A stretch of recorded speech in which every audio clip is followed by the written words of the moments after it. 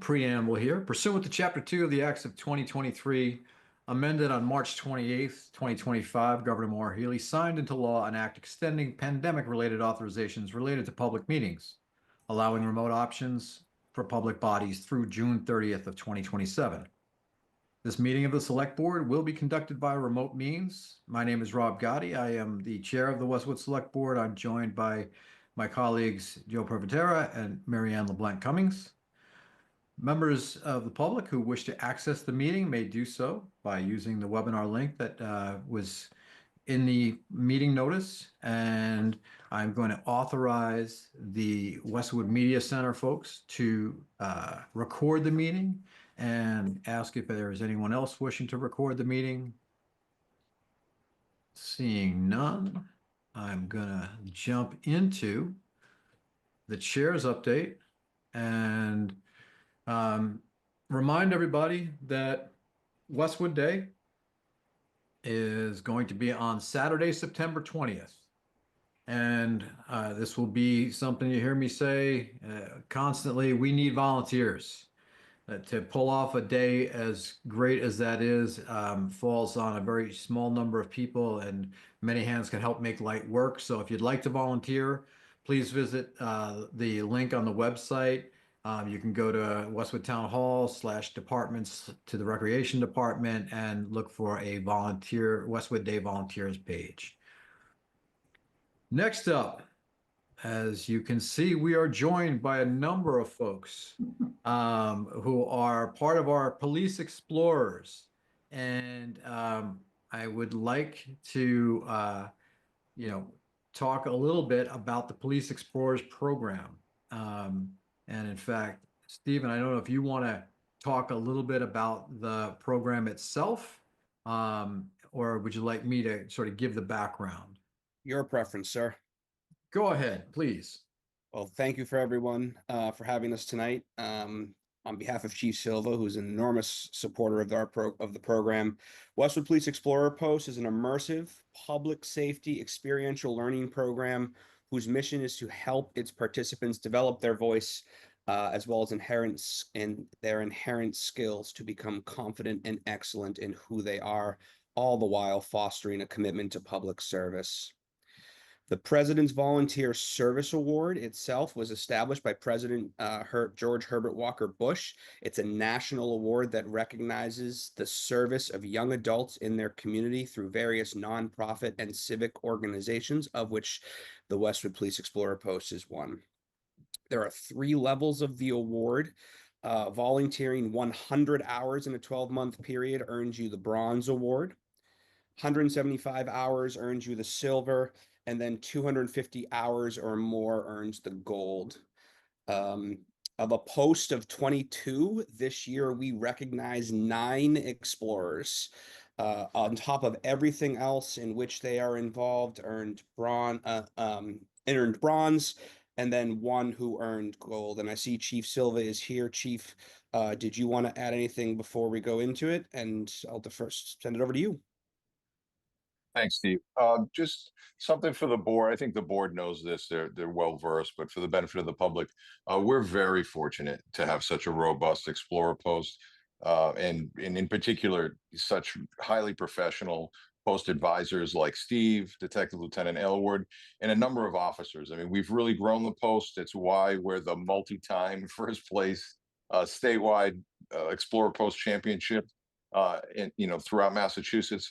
But, when talking about Steve, I mean, this is a PhD level curriculum instructor who designs curriculum for the Municipal Police Training Committee throughout the Commonwealth. That's a big deal. That's every police officer in the Commonwealth of Massachusetts.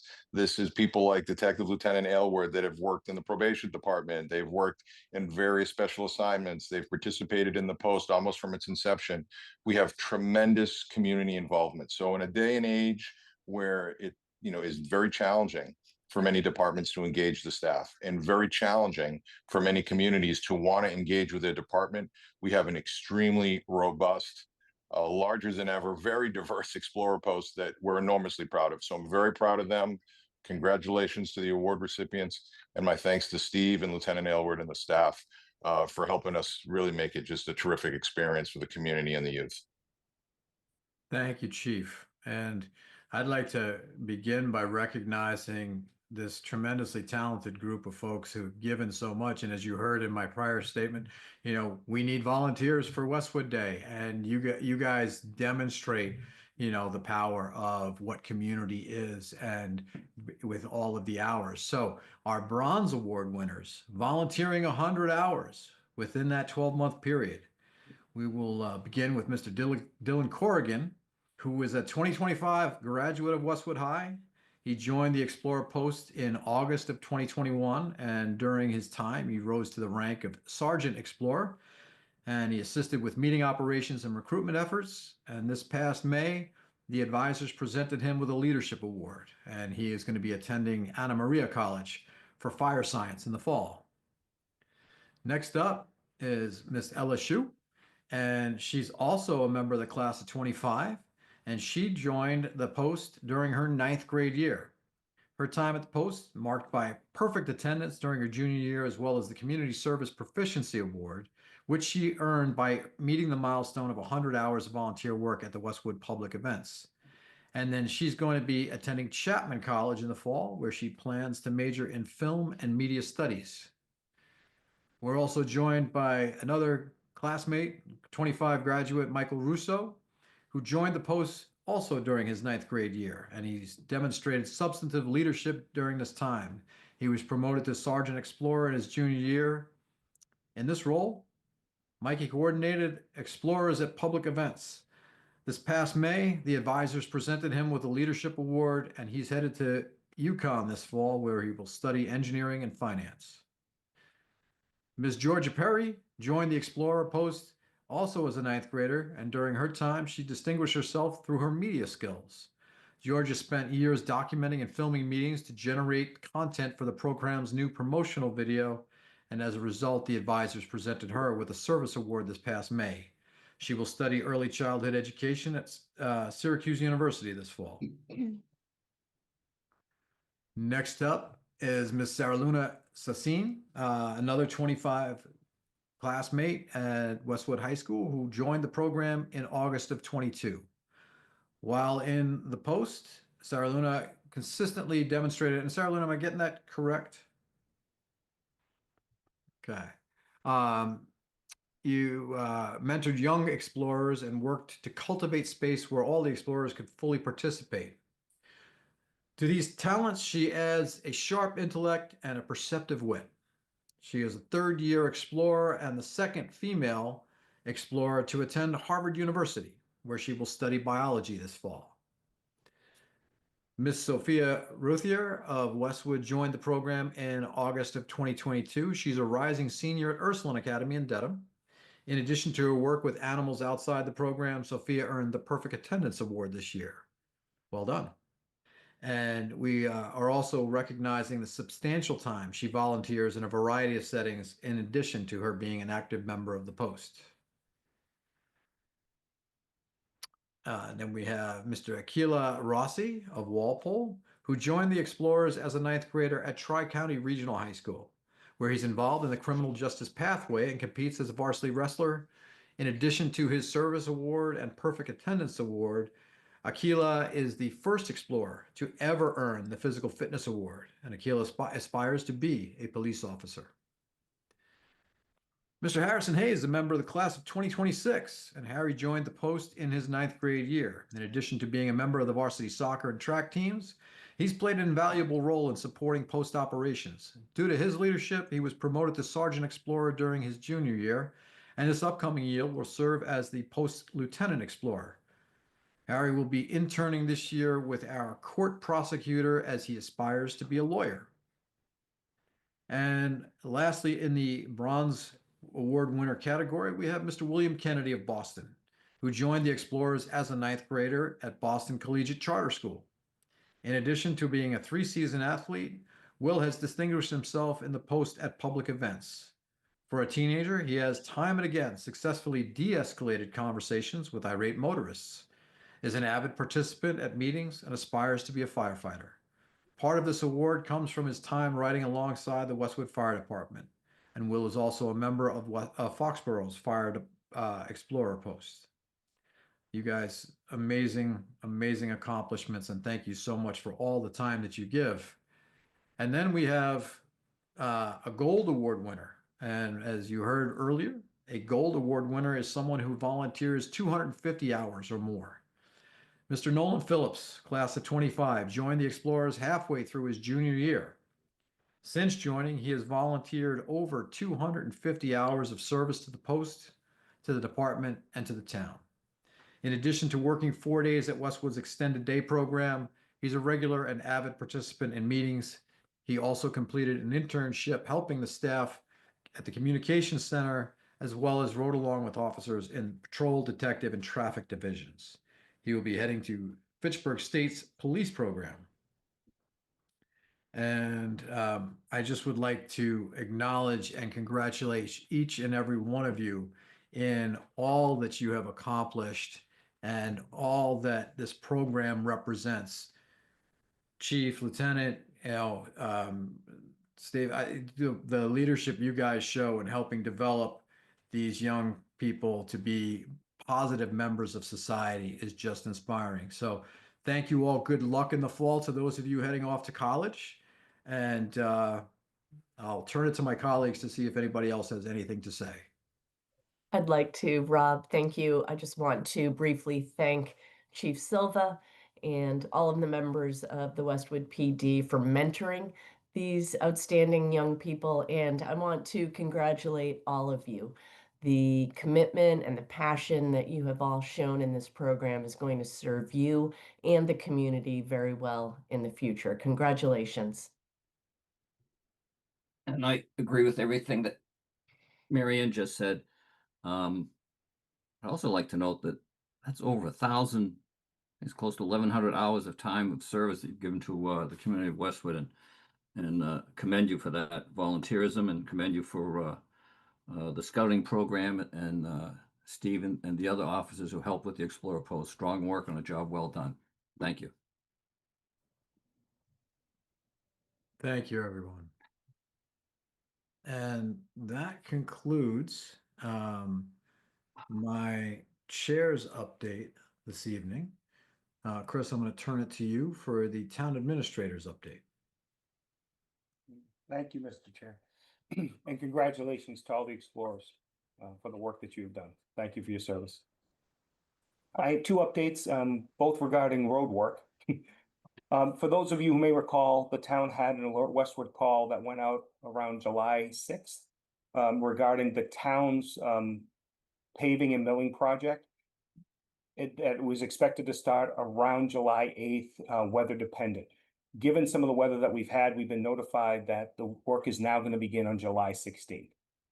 So that, again, that was the alert Westwood call that went out on July 6th. We were also notified today by Dedham Westwood Water District regarding Milk Street. Again, due to the forecast for tomorrow, they are looking to push some of the work till Friday and then do paving on Saturday. This has been communicated with Westwood PD, Westwood Fire, and Westwood DPW. And Dedham Westwood Water District is also going to notify the properties on Milk Street. So just we'll have the same process that has been going on thus far for the work on Milk Street. We'll have police details. There'll be road closures, there'll be detour signs, and like I said, DPW, police, and fire are aware. And those are my updates, Mr. Chair. Thank you, Chris. Next up is our public and press. And I just want to remind everyone about the options for participation. So at each select board meeting, we will have a 15-minute public comment period, subject to change if there are less than 15 minutes worth of comments, following our updates from the chair and the town administrator. During the public comment portion, which you will see on the agendas as noticed as public and press, residents will be allowed to participate in one of the following ways. You can speak live by being unmuted. To do so, you would raise your hand using the Zoom function, and you will be recognized and then subsequently unmuted by Tish. Or you can submit questions or comments into the Q&A function here in Zoom. Regardless of how you choose to participate, you must identify yourself by stating your full name and address, and each of the speakers will be limited to a maximum of 3 minutes. Select Board will not be responding to questions during this time, but we will be listening to all comments and concerns shared by the public. This is for public meetings. There are slightly different public hearing guidelines where you will be allowed to speak and comment, asking questions after the hearing agenda item, after we, the Select Board, have had an opportunity to discuss the matter. So, but the ways that you can participate remain the same. So I do not see any. I'm going to open this up to public Q&A. I'll keep an eye on the Q&A as well as the hands raised. We appear to have fairly light attendance tonight from what I can see.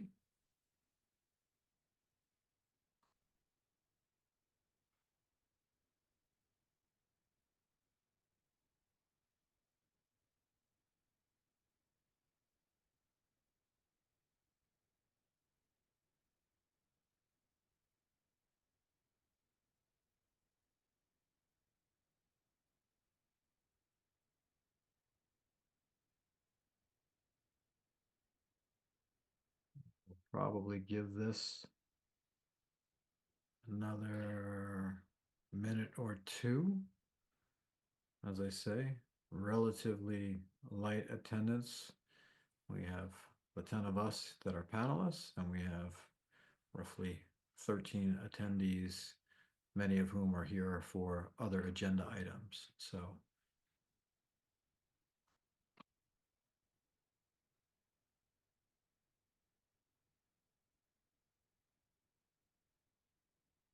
Mr. Council, any guidance you want to share in terms of how long we should leave the mic open here as it is? It's at your discretion, Mr. Chairman. Thank you very much, sir. All right, when the clock strikes 6:18, we will move on to our next agenda item.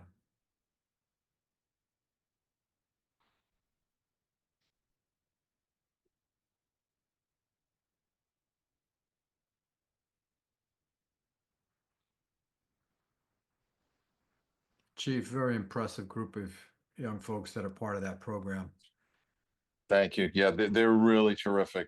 We're so proud of it. I mean, we've been able to attract not only, our residents in town, but we've been able to reach out to the surrounding towns. We've got the most female explorers, which is something that's near and dear to my heart, and in the modern history of the post. And it's just a very robust, terrific program. We're so proud of them, and I'm very proud of the officers, that make that happen too. It means a lot to us. It's something we put a lot of time into, and it's a great program. Thank you. And I imagine at some point down the line, when you see, some of these members join the force or become firefighters someplace else as well, that's in no small part to the tutelage that they've received, as part of the program. Oh, absolutely. Yeah, they've gone into a variety of fields in public service, police, fire, medical. They've gone into the academic setting, probation. It's some really terrific young people, very worthy of pride of their family and of the town and us as a department for sure. Thank you very much. All right, it is 6:18. We have left the Q&A open for a full 3 minutes, now 6:19, 4 minutes. So I'm going to move us on to the next agenda item, which is executive session. And the Select Board will be going into executive session to discuss two issues, both pursuant to Chapter 30A, Section 21A2, to discuss strategy with respect to contract negotiations for non-union personnel. Discussion of which would have a detrimental effect on the position of the governing body if the discussion were held in open session. We will be returning to open session. I suspect we probably will be back in 20-25 minutes, say 6:40 to 6:45. Can I get a motion to move into executive session? So moved. Second. Okay, take a roll call vote. Joe, Aye. Marianne, Aye. and I vote aye as well. See you in a few minutes, folks. We'll be back, as I said, somewhere between 6:40, 6:45. Thank you.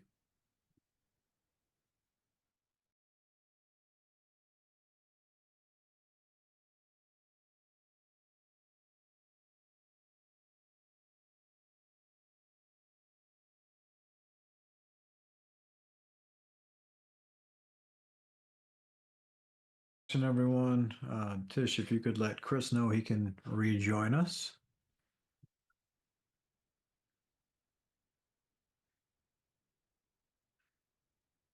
Apologies for a little bit of a delay there in that we had some technical difficulties with some folks joining the executive session. We are all set at this point.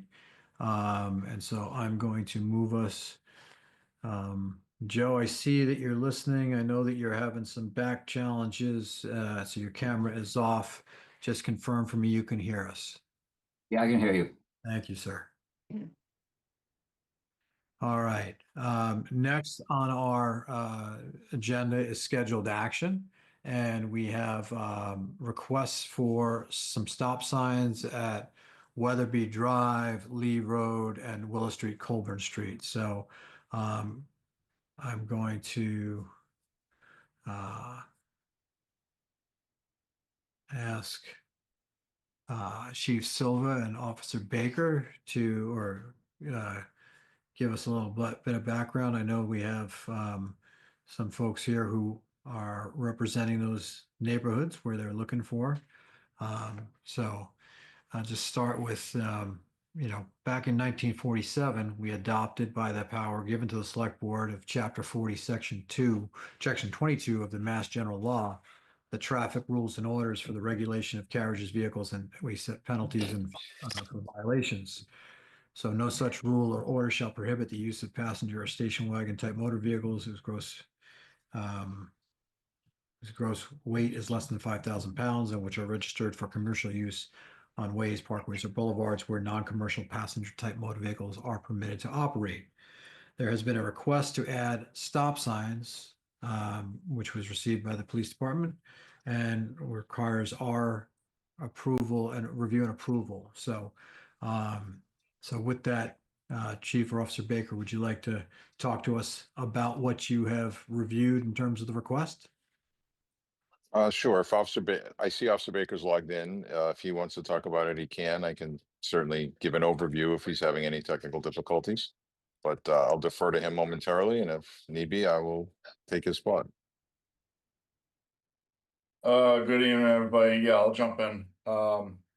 So I received a message from somebody in the neighborhood. They were looking to get at least one stop sign or 3 stop signs installed at the intersection of Weatherby and Lee. I've been down there a couple of times. I can totally understand where the concern comes from because especially if you're on Lee and you approach that T section where it intersects with Weatherby, there's a big blind spot to the left because of shrubs on private property. So I can understand, I think if we could put a stop sign there or either 1 or 3. I know the proposal that was recommended, they wanted 3 stop signs, which I'm totally content with. I see no issue with that, but definitely something down there just to stop traffic. That way people can observe all the lanes before they just pull out into a merge onto a street that they don't know where the traffic's coming from. Okay, and I see we have Michael Gay. I believe that's your neighborhood and you were the petitioner on this one? Yeah, it is indeed. Thanks, Rob, and thanks, Officer Baker and Chief Silva. It's a hazard. Entering Weatherby from Lee, certainly taking a left or a right is a challenge. And then coming from Weatherby, approaching Lee, if you're coming, my house, I don't know if it's north, south, east, or west, but there is one angle where you're going up the hill, where people take that corner without stopping. And that's probably my biggest concern because anybody coming into a T, you would think that they would slow down, but taking that right is where I think there could be, some danger. So thank you so much to Officer Baker. He's been phenomenal throughout this process. And I'll happily take questions. I did get a number of signatures for all of the immediate abutters to the area. So I think, we're just following the process here.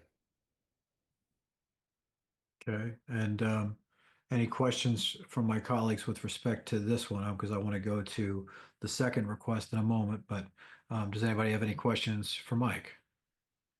Not for me. I do not. I've heard enough. Okay, Joe, you bike in that area at all? You know what he's talking about?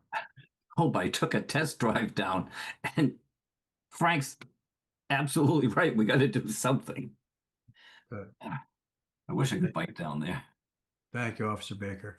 And you want to talk about the second request over sort of the Willow Street area, Colburn? Sure. So the second request, I talked to Andrew Solomon. Is he in the meeting right now? I'm here, Frank, yes. Okay. I'm sorry, I forget our conversation. I know you want stop signs. What intersection in particular were you talking about? Because I know Colburn, at the end of Colburn and Pond, there's one there, and then there's one at Willow. From my perspective, so if you look at the Maze neighborhood, Colburn and Willow in particular, there are no stop signs, and they're major kind of cut throughs when you go from Pond over towards the high school area.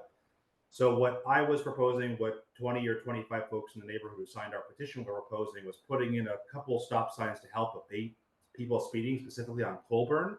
I know we had proposed kind of Colburn as in Willow as kind of the main kind of culprit in where the area occurs. People come up over a hill as they come up Colburn, and folks are very often speeding through, and there's always kids and folks walking around, and it's very dangerous out there as folks are kind of cutting through the neighborhoods. That was our proposal. And Mr. Solomon, just for our background, I imagine it's worst during commuting hours when there are likely going to be school walkers from the neighborhood going to the high school or the middle school. Commuting hours, definitely when school's in session, it's more of a problem as the younger drivers are kind of cutting through and doing what they do, right? Yeah. Okay.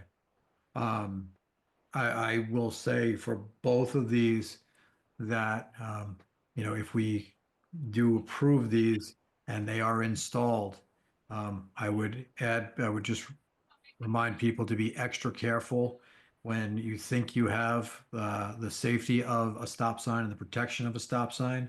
I happen to live over right off of Hartford Street, and I know when the stop signs went in there were a lot of people who, for a long time, there weren't stop signs there and would blow through. So I will open it up to my colleagues for any additional questions with respect to the Colburn Street stop signs requested. And I assume Officer Baker and Chief, you guys both concur that these would be beneficial to the community. 100%. Yeah, it's a benefit certainly anytime you have an opportunity to, slow traffic down, and particularly in an area like that, right? Very dense area, a lot of pedestrian traffic, a lot of vehicular traffic.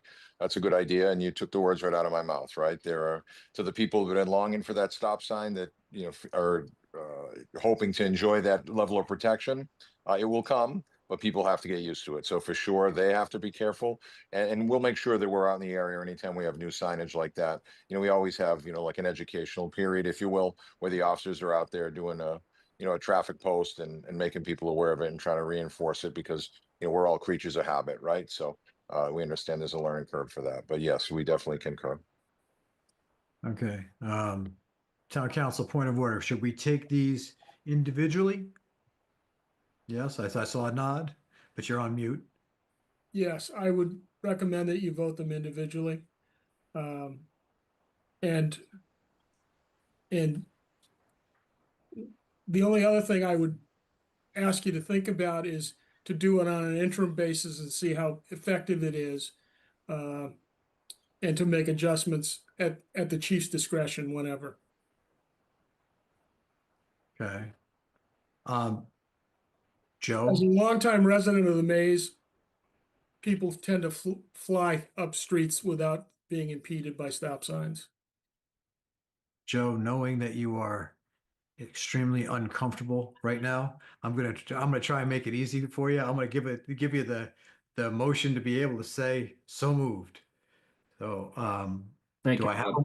do I have a motion to approve the amendment to the traffic rules and orders, specifically to schedule isolated stop signs for a three-way stop at the intersection of Weatherby Drive and Lee Road? So moved. I second that. All right, roll call vote. Joe, Aye. Mary Ann, Aye. and I vote aye as well. And next, can I have a motion to approve the amendment to the traffic rules and orders, specifically Schedule 3, isolated stop signs for a stop sign at the intersection of Willow Street and Colburn Street? So moved. I second that. And I will call the roll. Joe, Aye. Mary Ann, Aye. and I vote aye as well. Mr. Solomon, Mr. Gay, thank you very much for joining us. Officer Baker, thank you very much for going out and inspecting both of these locations. And Chief, thank you for weighing in on this as well. Thank you all. Thank you Yes, all. sir. Thank you Thank you. all. Absolutely. Okay.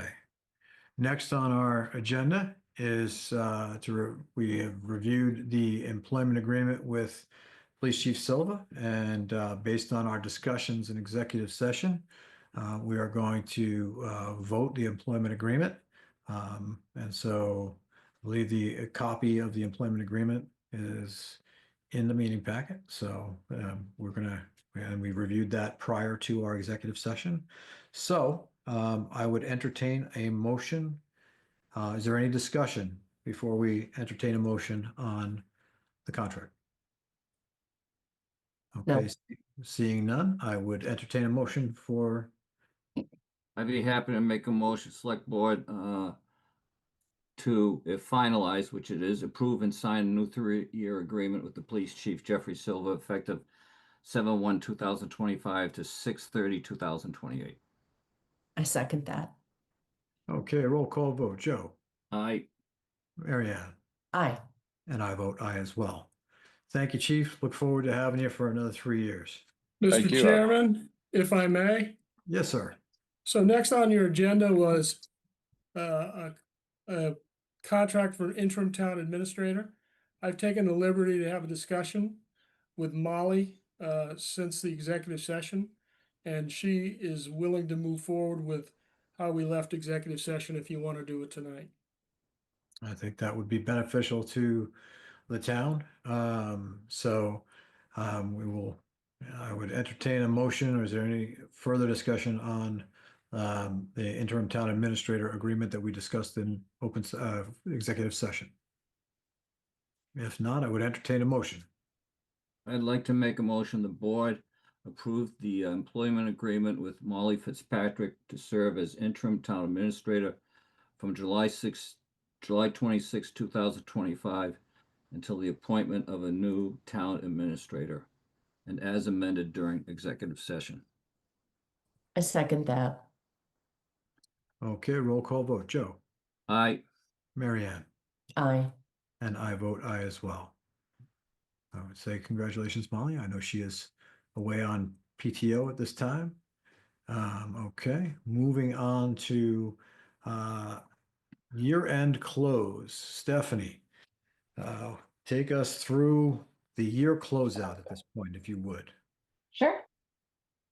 Thank you for having me. So the finance department, one of our roles throughout the year is that we provide oversight of the revenue and expenditure activity throughout the fiscal year. So any issues that are identified in the monthly budget to actual reports that we do are highlighted and then addressed through what we call budget supplements at town meeting or by transfers from the select board's reserve fund. So tonight, I come to you with a request. It's the FY25, what we call year-end budget closeout request from the select board reserve fund. We're requesting a total transfer of $112,600 from the select board reserve to finalize the FY25 municipal budget. So these transfers address year-end salary adjustments, which is one of the biggest drivers of any budget fluctuations throughout the year, include staffing transitions, change in job grading, injury leave, other personnel related matters. So the transfers this year in particular address year-end salary adjustments and then some unanticipated legal expenses. So if the board remembers in November of 2024, at one of your meetings where there was discussed the implementation of what's been talked about for a number of months, the class and compensation plan. $132,000 was earmarked for a projection for the salary changes or impact that may occur under that new compensation plan. So that was a conservative estimate at the time. So now at the end of the year, an actual cost has come in. We've done analysis on that. It is lower due to staff turnover, vacancies, delayed hires, underutilized departmental expense budgets. So as a result, tonight from that portion, we're requesting $70,600, which is needed to cover the remaining salary adjustments across all departments that were affected by that class and comp plan. There's also an additional $42,000 in the request for additional legal costs. These are things we sometimes contract with outside legal counsel, whether that be our tax title attorney, litigation lawyers, lawyers that help with special things such as home rule petitions, labor counsel. So this year we just saw heavier use of that outside counsel, which we can't always anticipate for. So with those two combined, like I said, the total transfer amount for tonight's request is $112,600. And if you have any questions at all, I'm happy to walk through that. Thank you, Steph. Questions from either of my colleagues? No, thank you. Thank you, Steph. Not for me. Okay. Joe, can I get a motion to approve the transfer of $112,600 from the Select Board Reserve Fund and Yes, so moved. to close out the fiscal year of 25? So moved. Thank you, sir. And seconded. Very good. Roll call vote, Joe. Aye. Mary Ann? Aye. And I vote aye as well. Thank you very much, Stephanie. Thank you all. On to a new fiscal year. Okay. Amen.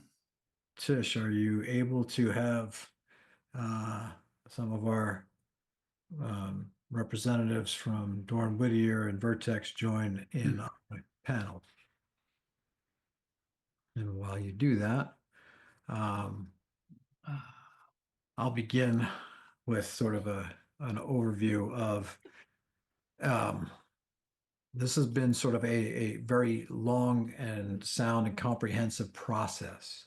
So over the past 15 months, the folks from Dorn Whittier conducted an extensive review of 20 town-owned sites. They did all 7 school buildings and then 13 municipal sites consisting of 10 existing buildings plus 3 parcels of land. Now, in addition to the folks from Dorn Whittier, they utilized additional outside expertise with 2 engineering firms, GGD and Niche, for existing conditions. They used a cost estimator, which was PM&C, for both capital improvements and various construction options. They used Cropper GIS to provide updated population and demographic figures for enrollment forecasting for the schools. Additionally, members of the Dorn Whittier team gathered data from existing town sources and site visits. They've reviewed previous studies. They've interviewed staff, both school and municipal, to understand the functional use and the existing and future space needs of the facilities. They reviewed the existing conditions and space analysis for capital needs, which broke things down into the following categories: site and civil engineering considerations, loosely translated to building code, structural elements, safety, mechanical, and infrastructure systems, interior and exterior building elements, and accessibility, interior and exterior. They then developed options to address identified needs, and that led to the master plan scenarios, the rough order of magnitude costs, and the timelines within the next 10 years. So, Don and Michelle, welcome. And while this is a brief summary, I would like to get your concurrence that you believe this is an accurate summary of your activities and your methodology. Yes. Excellent. I'd also like to thank you and your team for the thoroughly exhaustive work these studies represent. Just so that everybody understands what we will be doing tonight, we will not be receiving a formal presentation of all of the work tonight, because we could go for the rest of the week in all likelihood doing so. My colleagues and I received an executive summary, which we have each read in preparation for this meeting. As I said, this work was exhaustive. The executive summary alone is a 58-page document.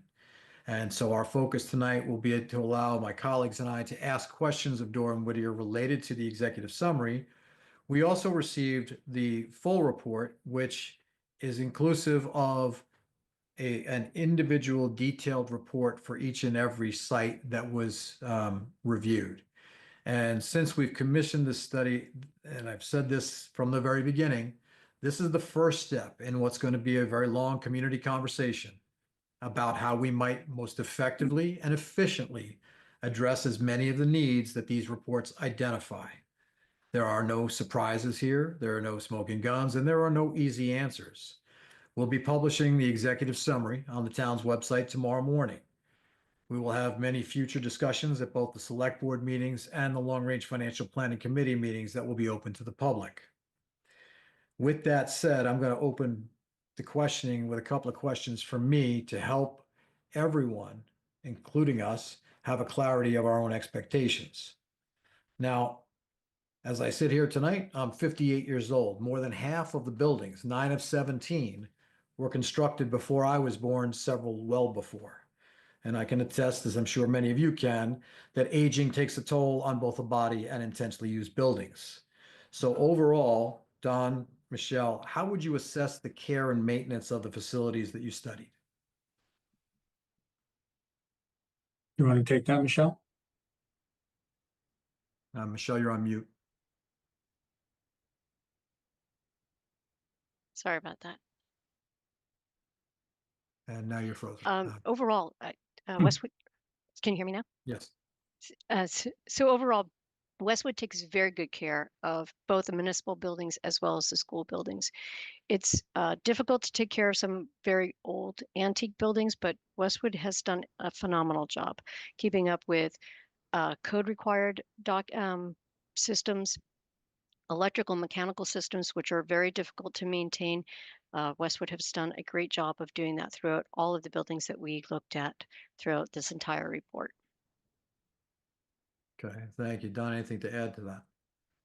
No, we've been in town for quite some time and have had experience beyond this study with some of your other facilities, and it's top notch. Try to get ahead of issues before they arise type work done here. So between the school department and the town and the municipal side, the buildings are very well taken care of. Okay. Now, as I mentioned, the executive summary itself is 58 pages long and quite detailed for a summary. The full report, just to set people's expectation, is over 1,000 pages long, as each of the 10 municipal buildings have a little more than 100 pages each. Now, I'll admit that I have not been able to, in the short time that we've had this in our possession, finish reading every page of the full report. But I do want to highlight a few more things so that people can properly frame things as they digest it. First, the study really covers the next 10-year period. Obviously we may need more than 10 years to have the funding available to address some of the needs. Can you explain, sort of why the 10-year period is the duration of the time period that you're considering? Sure. So when we look at capital improvements, we're always looking at what you can do within a small chunk of time. We could be, the further out you look, the harder it is to determine when things will need their maintenance. So if we look at a 10-year period, we can not only assess what what the conditions of those items might be in 10 years, but we can also look and be able to help you plan for the capital improvements over that 10-year period. So we, in our reports, divide the 10 years into the most needy items, classifying those as 1 to 3 years being most needy, or immediate fixes that you might need to take on. Then we look at 4 to 6 or 7 years being a moderate, something that you can plan for, but it's not immediate needs. And then when we talk about long-term maintenance, ongoing maintenance, or something that you need to plan for, such as replacements of boilers or roof replacements, we're looking at those as being 7 to 10 or plus years out. Okay. And obviously, the further out you go, the greater the cone of uncertainty, both in terms Yes. of when things will need to be done as well as what they may cost. So, with respect to costs, I know that at your last presentation to us to sort of prep us for this, you mentioned that everything would be shown in today's dollars. Would you do me a favor and explain for anybody who might be interested in, going on, downloading and reading these report, what that means and what they need to keep in mind when looking at any estimated costs? Sure. So one of the reasons why we do today's dollars is because we don't know when you might be taking on those capital improvements. One of the examples I like to use is if we identify a ceiling replacement, you may that needs to be done in a 1 to 3 year period, but things that are above the ceilings, HVAC systems, lighting controls, sprinklers, those might be further down the line, 6 years to say. But you may decide that because you're doing the ceiling replacement, that you're going to take on that work at this particular time in the 1 to 3 year period, so that you're not undoing the work and sort of wasting your money, because you would have to undo that work to do the work that's needed 3 years later.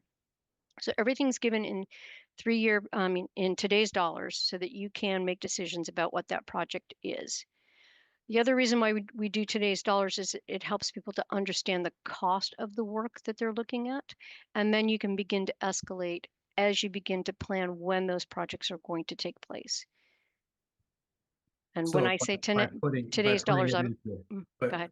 By putting in today's dollars, it also gives us a level playing field for sort of rough order of magnitude of what the different things may cost comparatively. Absolutely. Okay. It becomes a snapshot in time, right? So you can see it in today's dollars, and as you dive into the study and the potential work in more detail, we can start and project what those costs might be as we look out in time.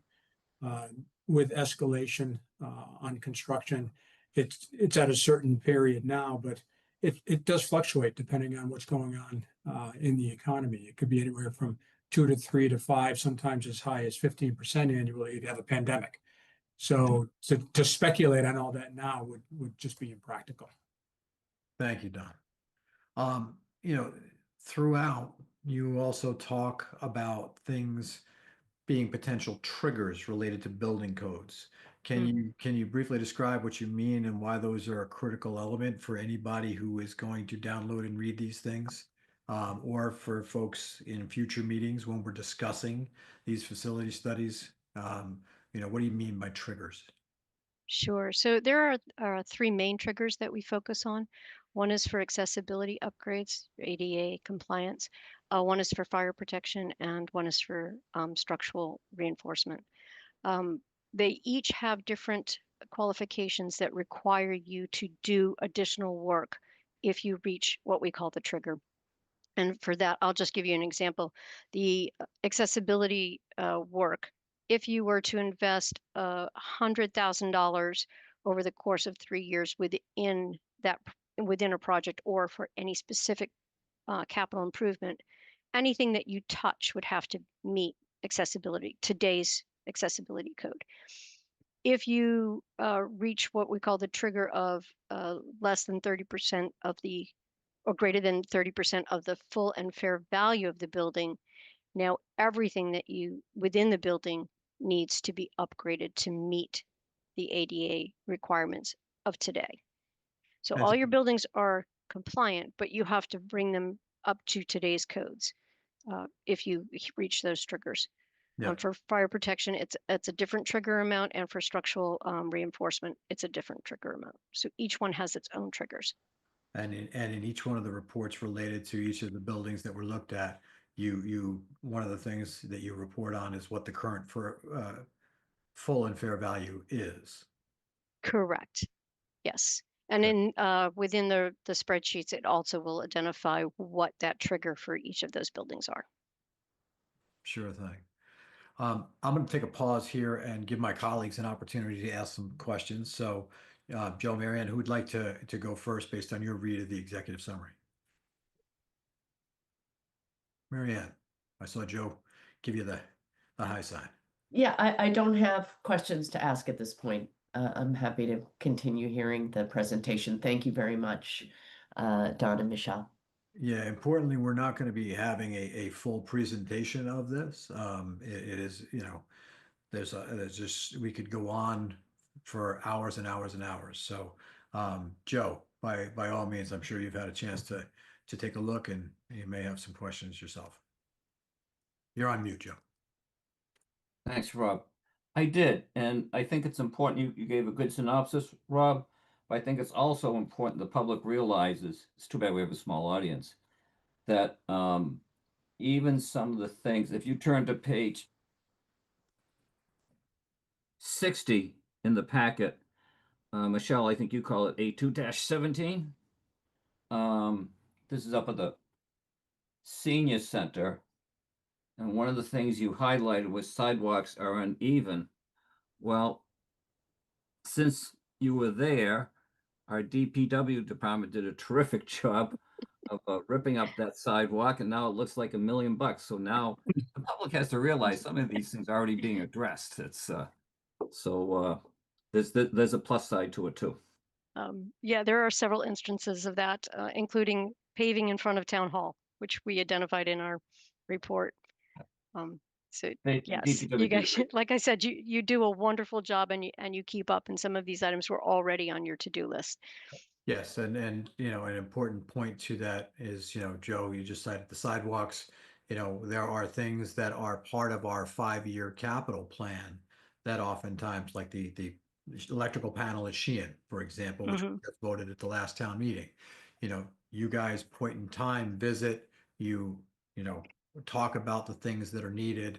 That was something that you highlighted, but it was something that was already on our path for being addressed. So I just, I thought it was important to, for the three of us having had the opportunity to read at least the executive summary. I have another question that really gets into some of the detail of the full reports. And this question is a little unfair, but might there be a way to simplify and consolidate a summary onto a single slide or two in much the same fashion that you did for sort of the red, yellow, green of the consumer report on the conditions of the buildings, to be able to have a relative comparison of sort of the do nothing maintenance today, the sort of refurbish, replace versus, new construction. I think, I'd love to be able to have a simplified version of that, but I do realize that, what you've done is you've listed each and everything that you've seen, and here's what it would cost to replace that, right? And so, your turnabout is fair play question of us would be, well, that's fine. Tell us what you want to, what needs do you want to address? Right. But can you think of a way that we might be able to sort of synthesize and distill some of the costs related to, the 1 to 3, 4 to 6, 7 to 10 type of buckets that you've sort of broken the maintenance costs into versus cost of replacement? Does that make sense? It does make sense. I don't think I can answer that for you at this moment. I will say that one of our jobs, and I try to say this when we start, one of our jobs is to go and find the problems, right? So we're not going to walk through every building and say, oh, there's nothing that you need to do here. I mean, even on your newest buildings, there's maintenance issues that need to be addressed always, right? And that's our job, is to pick those out and help you plan for them. I will take a look to see how I could best address what you're asking here, and see if I can come up with a good chart that might help make that nice and easy for you. Let me see if I can sort of give an example. I'm gonna share the first page of the town hall so that people have an understanding of what the level of depth is with what you guys have done. So I'm gonna just quickly share that screen here. Okay, share that. Okay, so okay, so as you can see here, there are costs, and their headers here are quantity cost of repair replacement, right? Then you have your design pricing, your soft cost, and this was what you shared with us when you were sort of doing the primer for what we were about to receive. And then you've got the estimated construction cost. And then each of those is broken down into those categories that I mentioned at the open, the site and civil, the structural, the exterior. And so, you know, you've got subtotals for those, and then ultimately you've got, you know, your priority out here in terms of 1 to 3, 4 to 6, 7 to 10. Now, you're saying, you know, something to give an example, this 175 is the estimated construction cost. That is the sum of the cost of repair and replacement, the design, and the soft cost, right? Correct. And so this is where you're estimating that would need to be addressed in order to be able to keep this building operational. Is that a fair? Correct. And that is in the 7 to 10 year column. Yes, it is, right here. And the column further to the right is the maintenance column. So that those are kind of ongoing in the pink, the fourth column there. Yeah. That one's for maintenance. So that one you could break up over the course of years. It would be ongoing maintenance. Okay. Okay. So just so that everybody, when they look at these things, these first, you know, 4 columns here, sum to the estimated construction cost, and then you will find the estimated construction cost in a bucket of sort of window of time, and if there is ongoing maintenance that is required as a result. Now, importantly here, you know, there is not, Yep. You just pass the total. Yep. just pass total. So this, to be clear for everyone, this does not represent a replacement cost of a totally redesigned town hall. This is, if you added up all of the things based on the issues that were found and the needs that were identified through your surveys, through your conversations, through your site inspections, this is what it would be to address all of those things. This is capital improvements only. This does not identify any of the space needs or changes to the space needs that you have. Right. Thank you. All right, I'm going to stop sharing my screen here. Rob, if I may, Yes, absolutely. I just wanted to add, Michelle, you made the comment a moment ago that you went into the buildings looking for the problems. And I appreciate that. And, you know, I have thought about this study in terms of, you know, showing us, you know, the good, the bad, and the ugly, not to be facetious about this, but I think this is as transparent as we can be with the community in terms of assessing our buildings, their strengths, their weaknesses, where are our opportunities and threats, so that we now have a very good starting point for the community-wide discussion about our long-term goals. So thank you very much for the work that you've done. Hey, Tish, if you could just get me to stop sharing the screen here. I don't know why it's not letting, thank you very much. I don't know why it's not letting me do that. Okay, so, again, I think that, you know, we will be having many a future conversation about this. And this will become a major discussion point for the Long Range Financial Planning Committee. You know, we will be putting this, both the executive summary as well as the full report out on the website for people to review. And again, as Michelle just reiterated, that is the, you know, ongoing maintenance, replacement, repair cost. This is not a redesign, rebuild cost. This is just identifying what the needs are from a current condition standpoint. Anything else to add or ask of Michelle and or Don from my colleagues? No, thank you again. Thank you.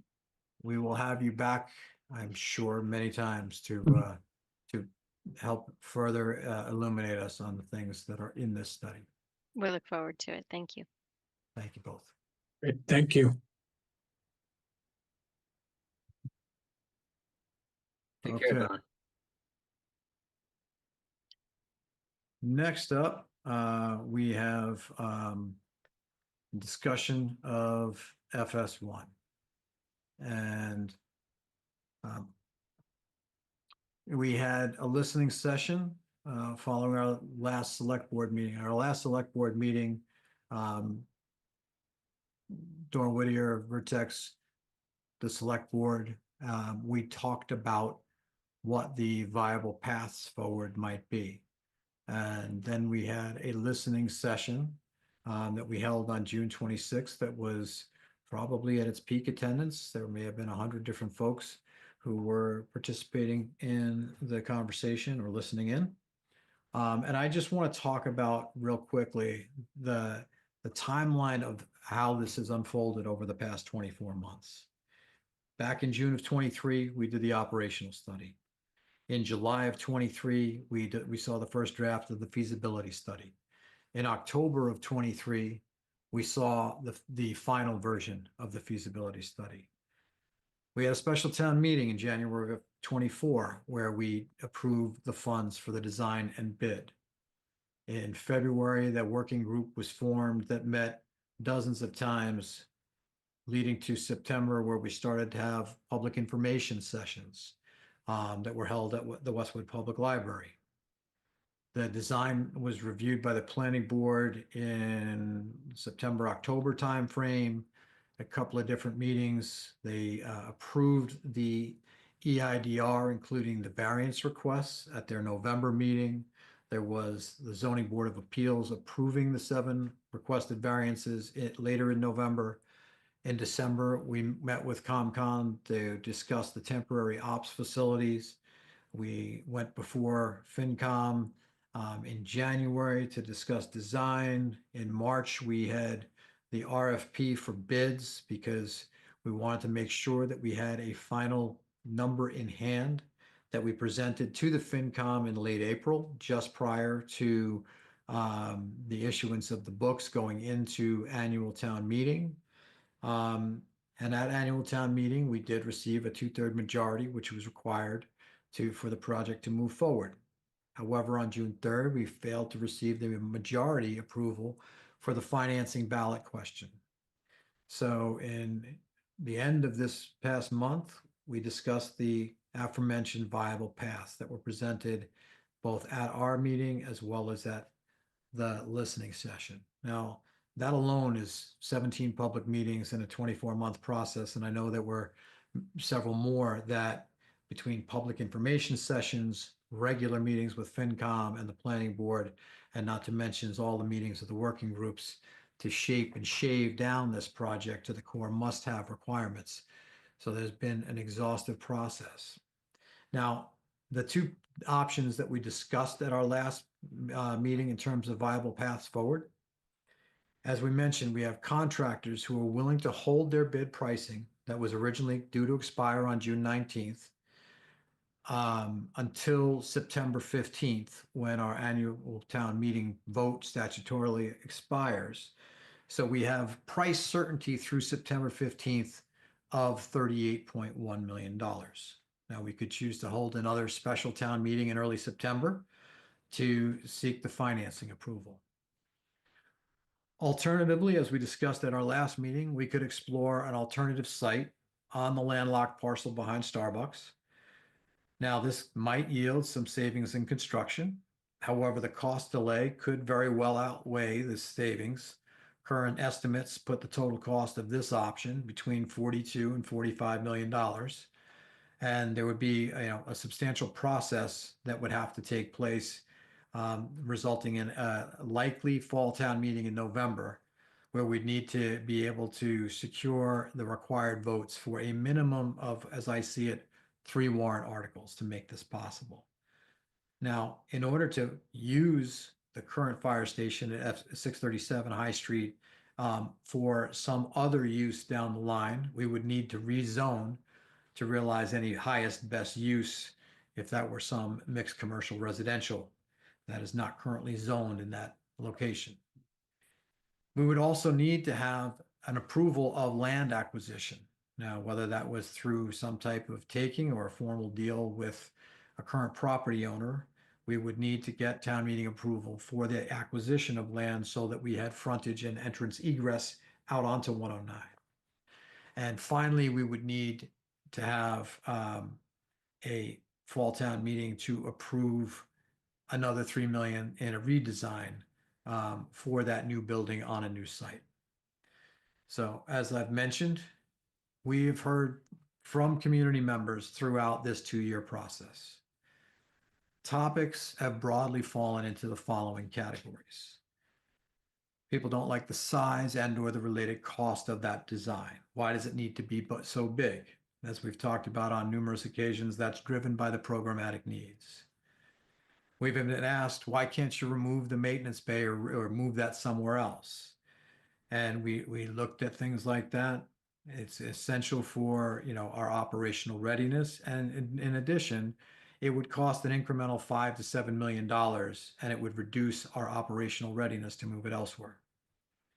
We've said, we've heard, can't you lop off one of the apparatus bays and some of the living space above? Again, the building width and the bays are all driven by operational need. We've heard, can't you build it for $25 or $30 million?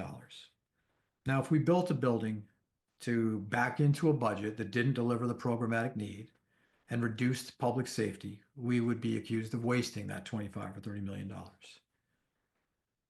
We have heard plenty of folks concerned about their property taxes, asking, well, where's the master plan? Now, this is the third leg of a public safety stool that was put together more than a decade ago. And as you just heard in our prior discussion, we commissioned facility studies for all municipal and school buildings to serve as a foundation for addressing more needs for years to come, and to be able to do so in as efficient a fashion as possible. We have people asking, why does it seem to be a one-off?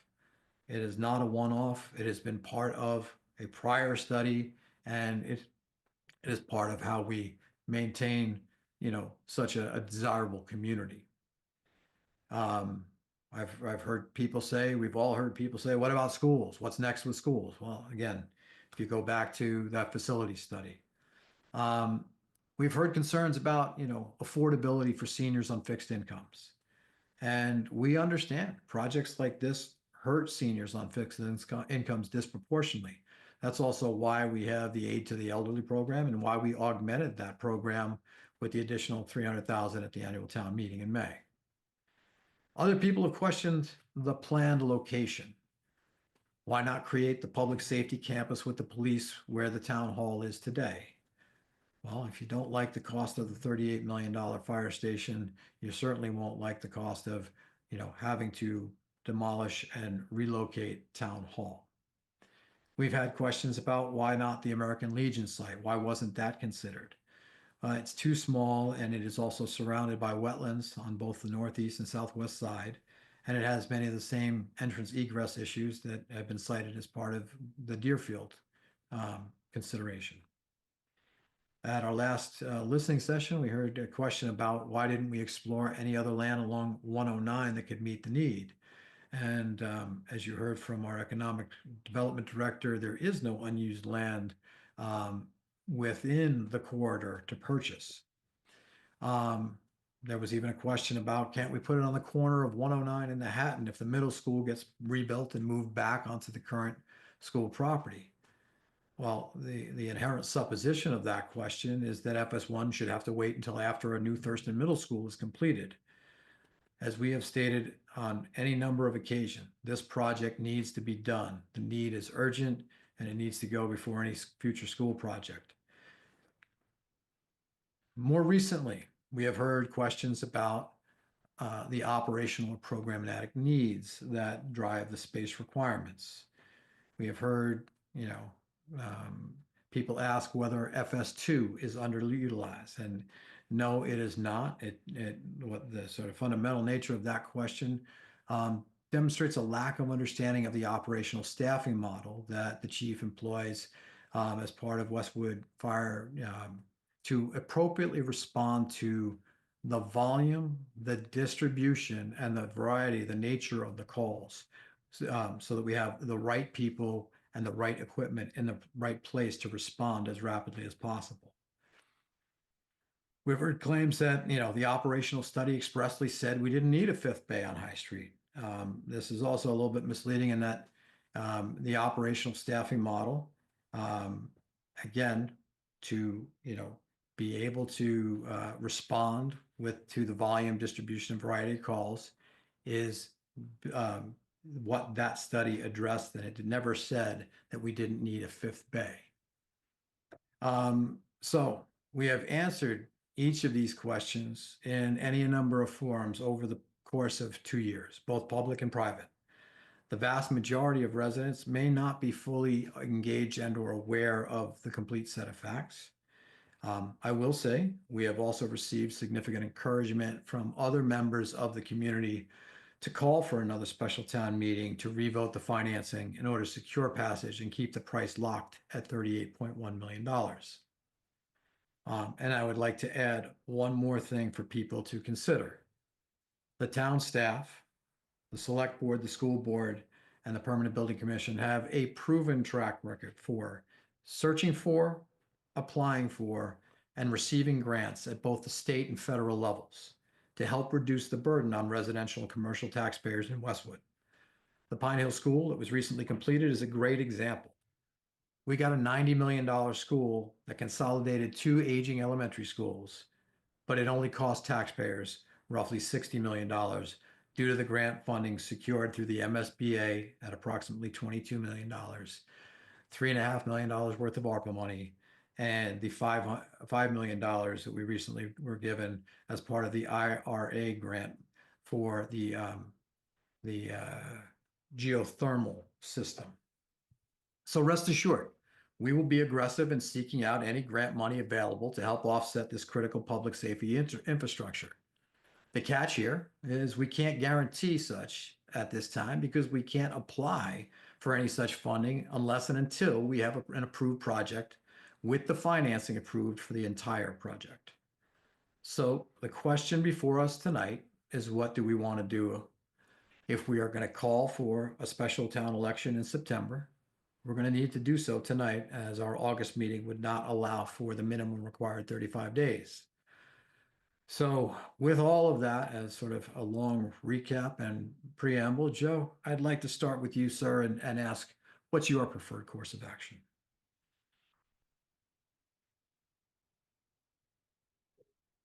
You're on mute, Joe. Thanks, Marianne. You left out the fact that you personally met with the Lieutenant Governor looking for additional funds for the fire station. Thank you for the reminder. Yes. But you didn't waste a minute, Rob. I don't want to spend another $3 million on plans for something. And I'm very impressed with the fact that we're locked into 38.1 for the station for the time period that we have. So I would certainly be in favor of a special town election in the fall. Okay. Marianne, same question to you. What do you think is best, most prudent next course of action? Thanks, Rob. I actually have a few comments that I'd like to make, as this is such an important issue, if you'll indulge me. First, I just want to remind folks that Westwood is now at the very end of executing on our public safety facilities strategic plan, which Rob alluded to, in which was established back in 2013 by a public safety facilities task force, which included representation with members of the community, along with a public safety consultant. And since that time, we've undergone the operational study and the feasibility study for FS1 that Rob alluded to, both of which were completed in the 2022-2023 timeframe, and which have provided us with additional data points in the design process.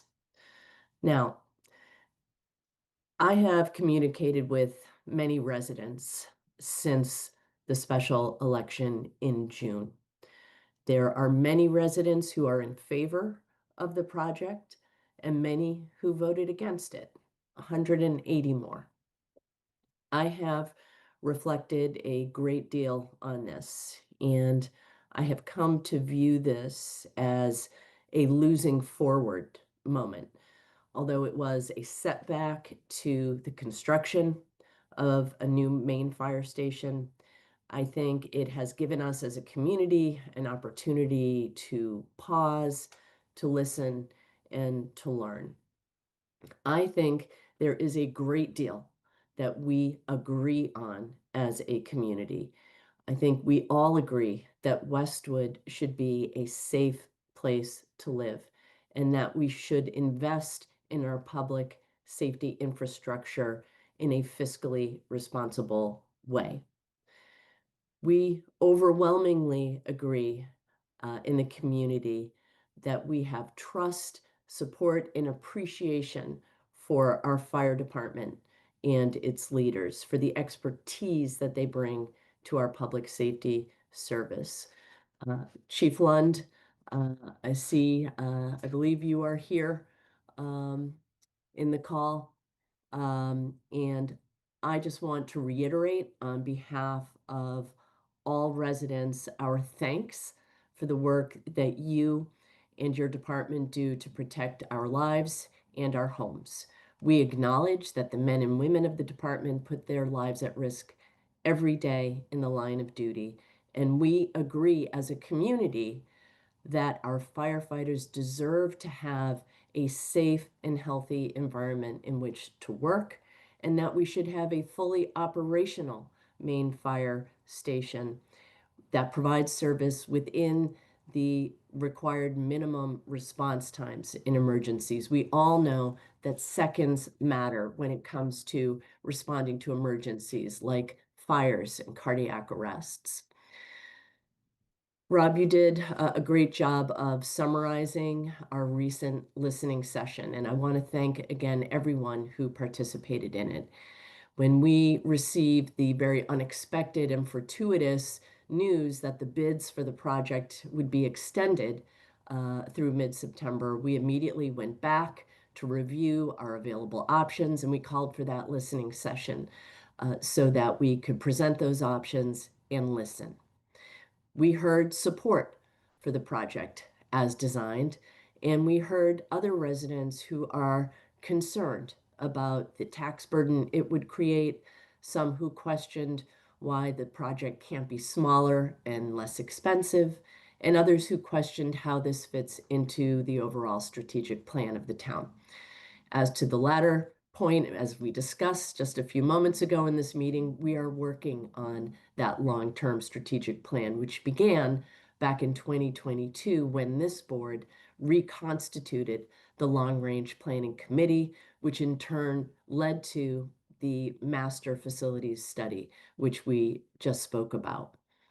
This is the most transparent way that we as a community can take stock of our capital assets and then have the community-wide discussion as to priorities going forward and how to meet those goals over time, understanding that we have limited resources. The ballot question asking residents to take on more taxes for the FS1 project, about $370 a year for the average household, was not made lightly or cavalierly. We all feel the increased tax burden, and I want to acknowledge the pain of that. In a way, we in Westwood are victims of our own success. This is such a desirable community that our home values appreciated dramatically in recent years. They have gone up, our values have gone up 3 times more than commercial values, which has placed a more significant burden on residential taxpayers, even with the tax shift that we have. Now, the primary issue that I have heard from folks who voted against the project is that they think it should be smaller and cost less. The easy thing to do in this situation would be to somehow make the station smaller and therefore reduce its cost. Although I will note that even reducing the size of the station by 1 apparatus bay, as has been suggested, would only result in a savings of about $2.5 million.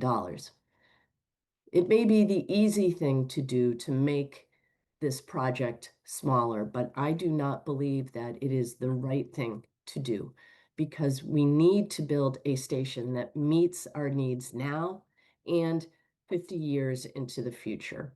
As part of our due diligence on this project, as has been discussed, we have learned about stations built in other communities, like Norwood, which were built too small and quickly became outdated in a short number of years.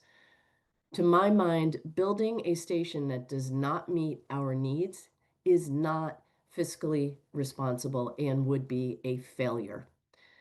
To remind folks, we are currently facing structural instability at the current FS1 and a lack of decontamination, which threatens the health of our firefighters, and we need a definitive solution.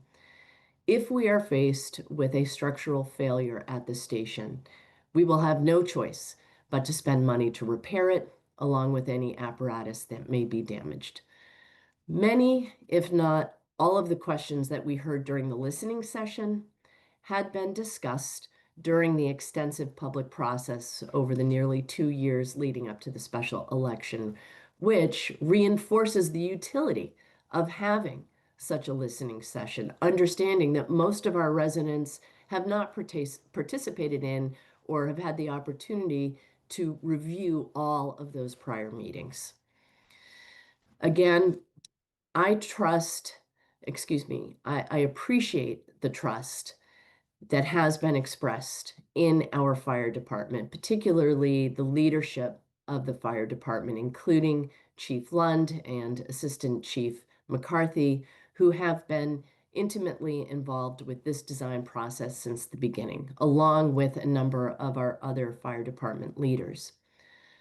The proposed FS1 was designed by these fire department leaders who collectively have many, many decades of experience in servicing Westwood, serving our community, along with our architectural firm, Doran Whittier, which has significant experience in the architectural design of fire stations, including in Boston, Dedham, and Medfield, for which they have received commendations.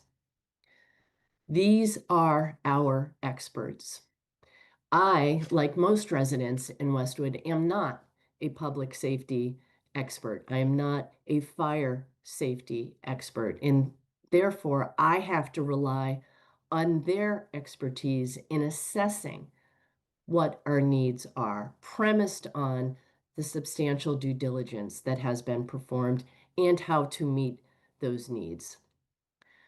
The components of this project as designed have been guided by our experts' experience, by industry standards, including those of the National Fire Protection Association, and building codes, including components like the sleeping quarters, toilets, and showers for our firefighters, the mechanics bay, which is critically important to operational uptime, safety checks, and cost control, the training space, which is needed to undergo mission critical and required trainings, and an additional apparatus bay so that our fire apparatus are mission ready to maintain minimum response times in emergencies.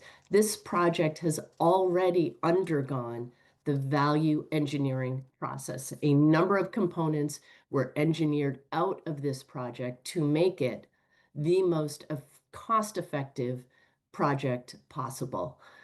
The design has been strenuously vetted and the tires have been kicked as to all of the components of the project. There is no waste in this design.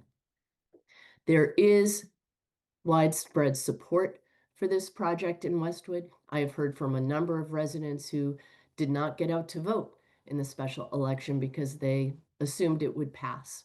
In particular, we have seen that many of our seniors are very much in support of this project, and we know that our population is projected to age over the next 10 years, and with that, an increased reliance on our fire department. Every resident in Westwood, old or young, depends on our fire service. And those of us who have called them in an emergency appreciate that on a visceral level. In addition, this project is very unusual in that it has undergone substantial public process and then has been unanimously approved by all of the boards that reviewed it. And by that, I mean all of the members of all of those boards. These are our residents who have volunteered their substantial time and talent in service to the town in conducting due diligence on this project, including the Commission on Disability, the Select Board, the Planning Board, the Zoning Board of Appeals, and the Finance and Warrant Commission. I understand that people who voted against this project may say that I am not listening to them. I am listening, and I will continue to listen, but I have reached a different conclusion in deciding what I believe is in the best interests of Westwood. What is clear to me in talking to people since the special election in June is that residents still have questions about the project and others were guided by misinformation. My hope is that we can now answer those questions to people's satisfaction, and I encourage continued discussion. My duty on this board, as I see it, is to protect this town and its residents by providing what is needed for our public safety infrastructure in the most fiscally responsible way. I believe that putting a Band-Aid on our current station at a cost of millions of dollars is not fiscally responsible and would be a waste of taxpayer dollars on top of the money already invested in this project. I believe that building a fire station that is smaller than what we need to reduce cost would be penny wise and pound foolish. A more definitive solution is needed, and putting off the inevitable when the cost of this project will only escalate by millions of dollars with each passing year is not fiscally prudent. And so, for these reasons, I am in favor of going out for another special election in September at which we can ensure that the town is making a fully informed decision on this project. Thank you for the indulgence of time. Thank you, Maria. Appreciate the perspective. And, you know, as I have said throughout, we have been listening. I have had countless individual conversations with residents, one as recently as this afternoon. And one of the questions there was, you know, well, why do we need a brush truck? You know, why do we need a brush truck on the front line? Well, you know, one of the things that we know is that we are seeing increased frequency and incidence of brush fires. In fact, we had a pretty substantial one that our Westwood Fire Department responded to on Blue Hill. And I can tell you that I sat watching what seemed like a fireworks show of lightning last night outside the window. I was certainly hopeful that none of those sparked anything in any of our wooded areas here in town. And so, you know, I understand there is, I will call tax exhaustion, right? We have seen taxes rise in the last few years, especially related to the Pine Hill School, which we just had hit the tax rolls as the high school rolled off.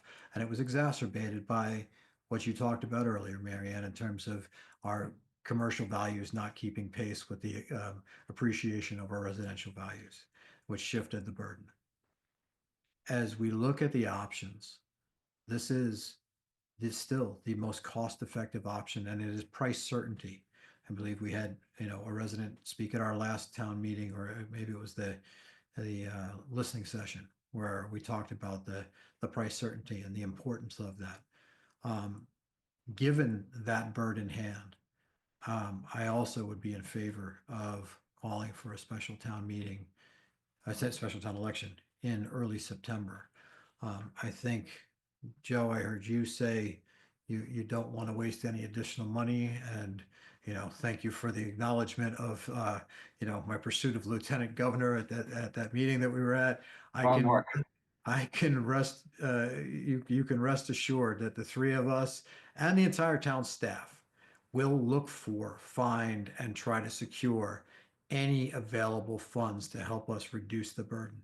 But we can't do that unless and until we have an approved project.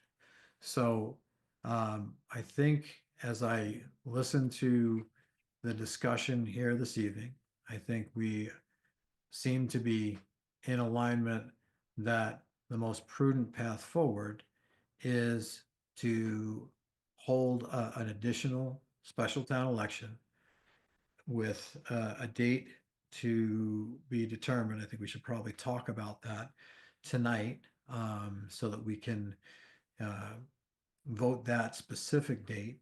So town council, Mr. Ahern, I know we have until the 15th, and after the 15th, the prior town meeting vote expires. That's So correct. with that, I would ask Chris, and I don't know if Dottie is also on, which potential dates we would be looking at. I believe if we stick to our traditional Tuesday, the prior Tuesday would be September 9th. Is that right? That is correct. And if, does that mean, I think the 15th is a Monday, is it not? That is correct as well. Okay. So obviously, we have, I don't love the idea of holding a vote on a Monday that happens to be the day that everything expires. Though I think we may be able to squeeze it in that time frame. So I view it as we have two options, maybe a third, either the 9th or the 10th being a Wednesday, or Monday the 15th. So we'll start with Chris and Dottie. Do either of you have a strong reason why we should use any one of those dates over the others? Dottie, you're on mute.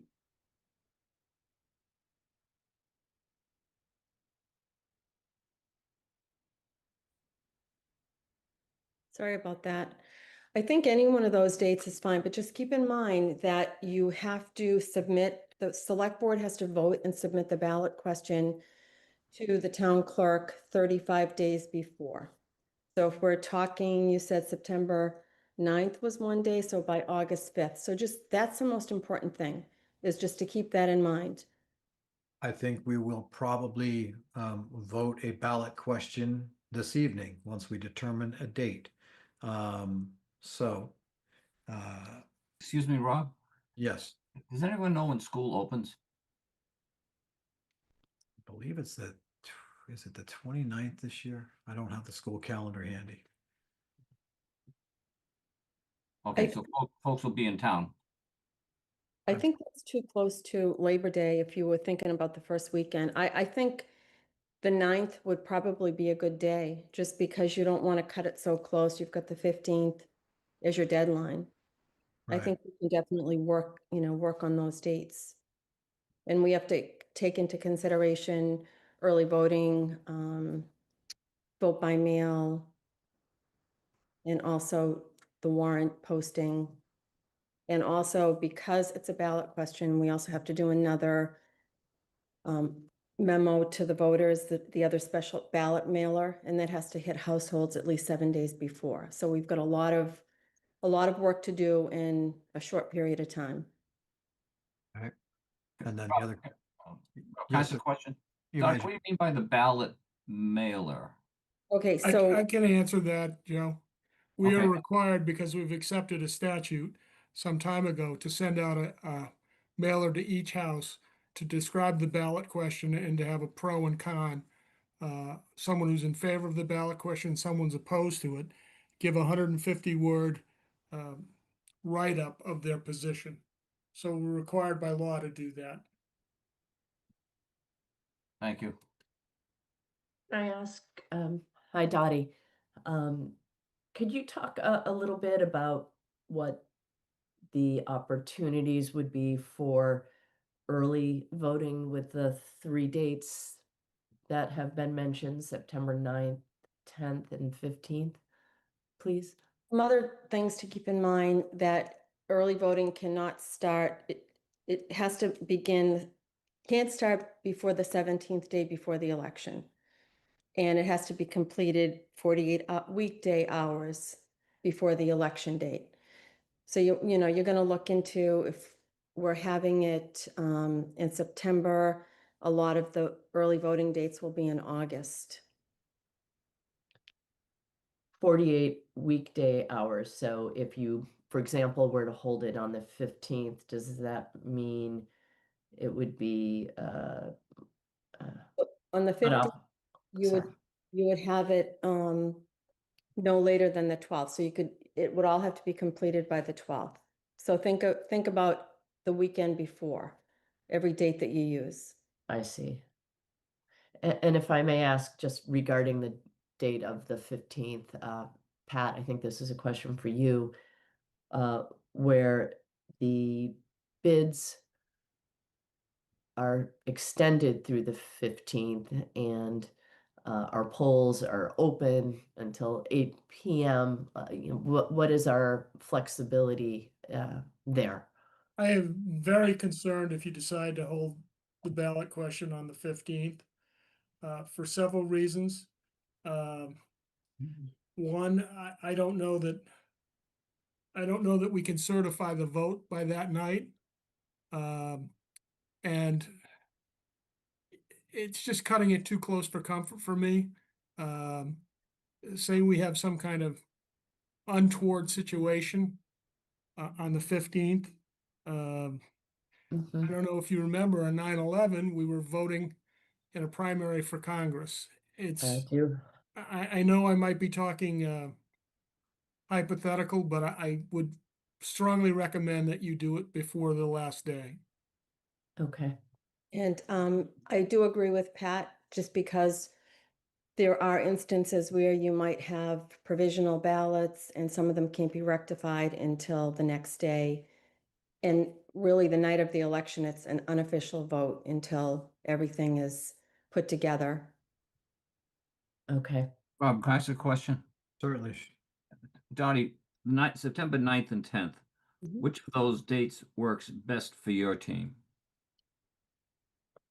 Either day, to be honest with you, either day is fine. I'm trying to get you to cut the cake, Dottie.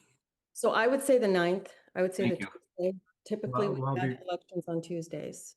While a very fair question, Joe, Chris, I would ask that the same question be put to the superintendent, just to make sure that, you know, we use the gym as our polling place. And I'd like to know, is there anything that is, you know, very significant on either of those days that would create a problem? I will certainly reach out to him. Agreed. Well, except for one thing, I think we need to identify. To cut the cake tonight. Pat, do we absolutely need to identify a date tonight? I have, you know, language that I'm comfortable with respect to the ballot question itself. I think we have a sort of two-part motion with respect to calling for this, but I believe we need to call for it with a specified date, do we not? I believe that you do, but I would defer to Dottie on that. She's our elections expert. Yes, you should have a specific date. Rob, would Plan B be, excuse me, would our Plan B, if the superintendent has something going on the 9th at the high school, that we fall back to the new Pine Hill School? That might be kind of difficult to set everything up at the Pine Hill. Okay, And Chris and I can both, we'll do first thing in the morning, check with the scheduling. So can we do this, Pat? Can we call for a special town election in a motion to be held on September 9th,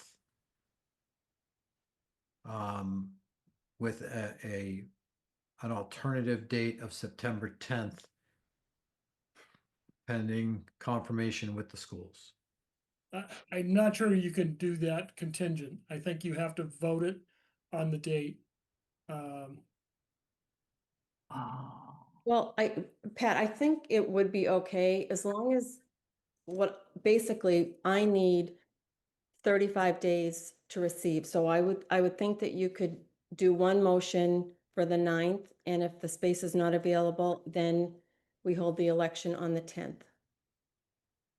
If you're comfortable with it, Dottie, we can move forward. We may have to have another I- meeting to call for it, but that's, Yeah, no, I am comfortable with that. okay. All right. So if I heard you correctly, Dottie, we will call for the special town election. So, Joe, can I get a motion for the select board to call for a special town election on September 9th? so moved.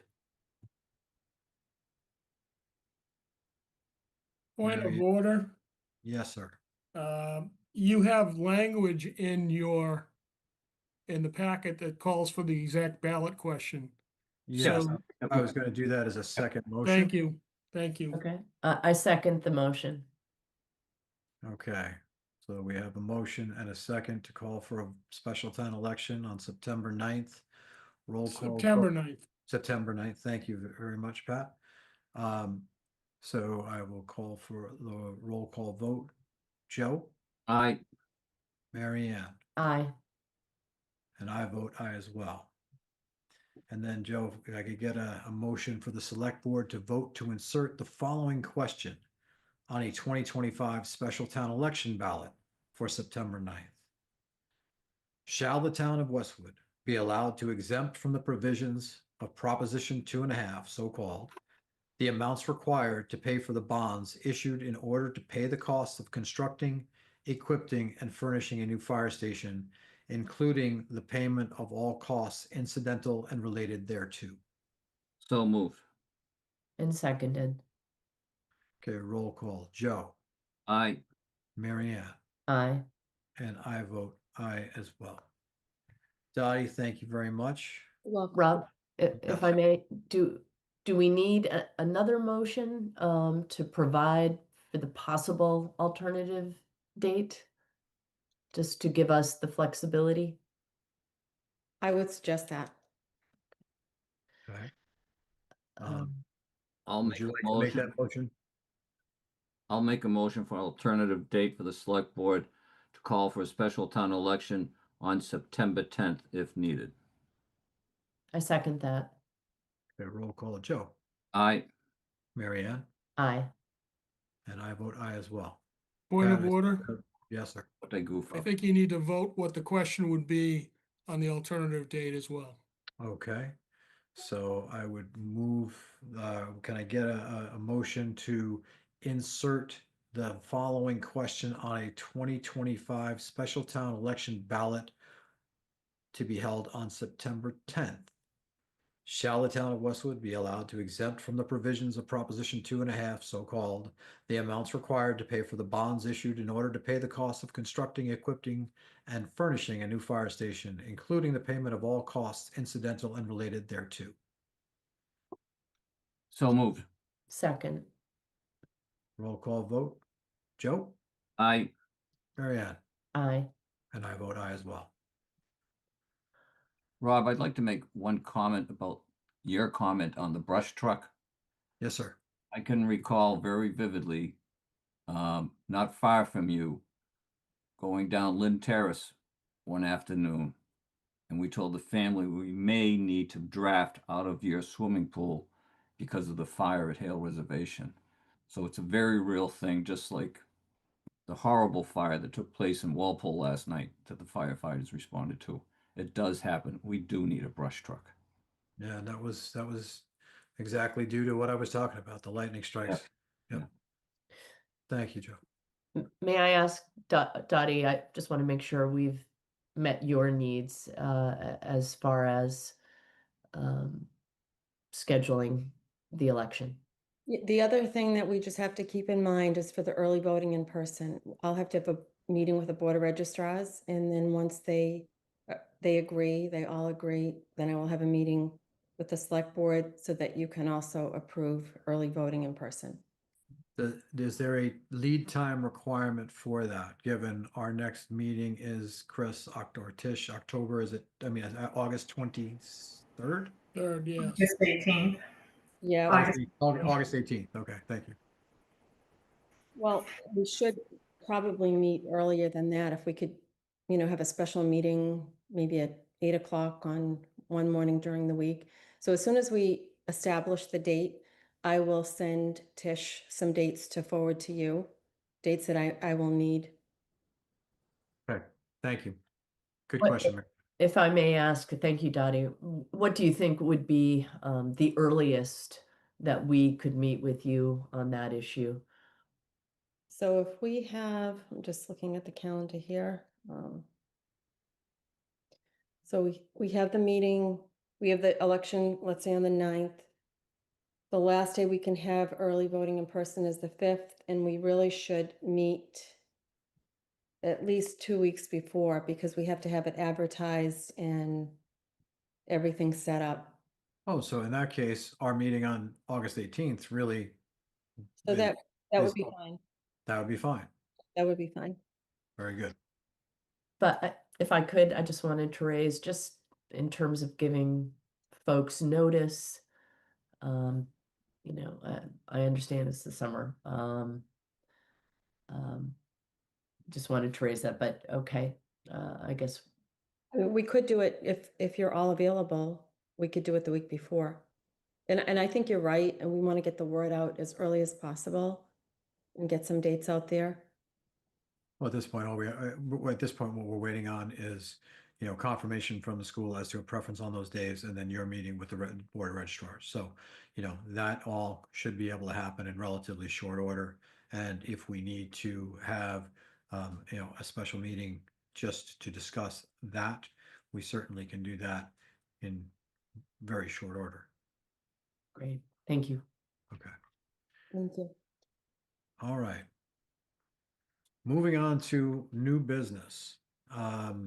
As folks are aware, we are in the process of finding an executive search firm to help in the search for a new town administrator. And so we issued an RFP, and I don't know, Pat, if you'd like to discuss, or Stephanie, if you'd like to discuss any of this process. So we issued an RFP to do a search for a new town administrator. We got responses from 5 firms. Two of the firms did not pass the first cut. And the group that looked at this was Michelle Miller, who issued the RFP, myself, Stephanie, and Rob, I believe you were in the meeting as well. And if I've Yes. missed someone, I apologize. Well, and Joan Courtney Murray, who is That's our right. recently retired HR director. We thought it was important to maintain some level of impartiality. So Mhm. We wanted to have somebody with some experience in that respect, and Joan was gracious enough to be part of that. So, It was interesting, the range of prices that we got were from just under $12,000 to $36,000. The group evaluated the proposals without any pricing, and the consensus of the group was that Community Paradigm was our best option. Interestingly enough, Community Paradigm was also the organization that brought Chris Coleman to us. So once we looked at what they were willing to give and the pricing, Community Paradigm was not the lowest bid, but the next to lowest bid, and they're coming in at 16,000. They have a very good track record of finding candidates to be town administrator in the eastern part of the state, with towns that are pretty much like ours, and they've got a very experienced group. So it was consensus that Community Paradigm was the way that we recommend that you go. yes, and having been part of the conversation, I was very comfortable with the recommendation of those who evaluated the bidders. And I think this is without question our best option. So I am comfortable with the recommendation for Community Paradigm. Are there questions from either of my colleagues with respect to Community Paradigm? No questions. I'm comfortable as well. Thank you. No questions.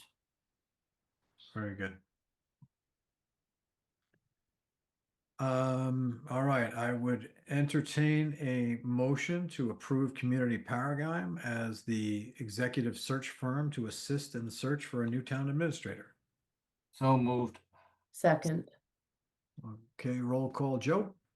Aye. Marianne? Aye. And I vote aye as well.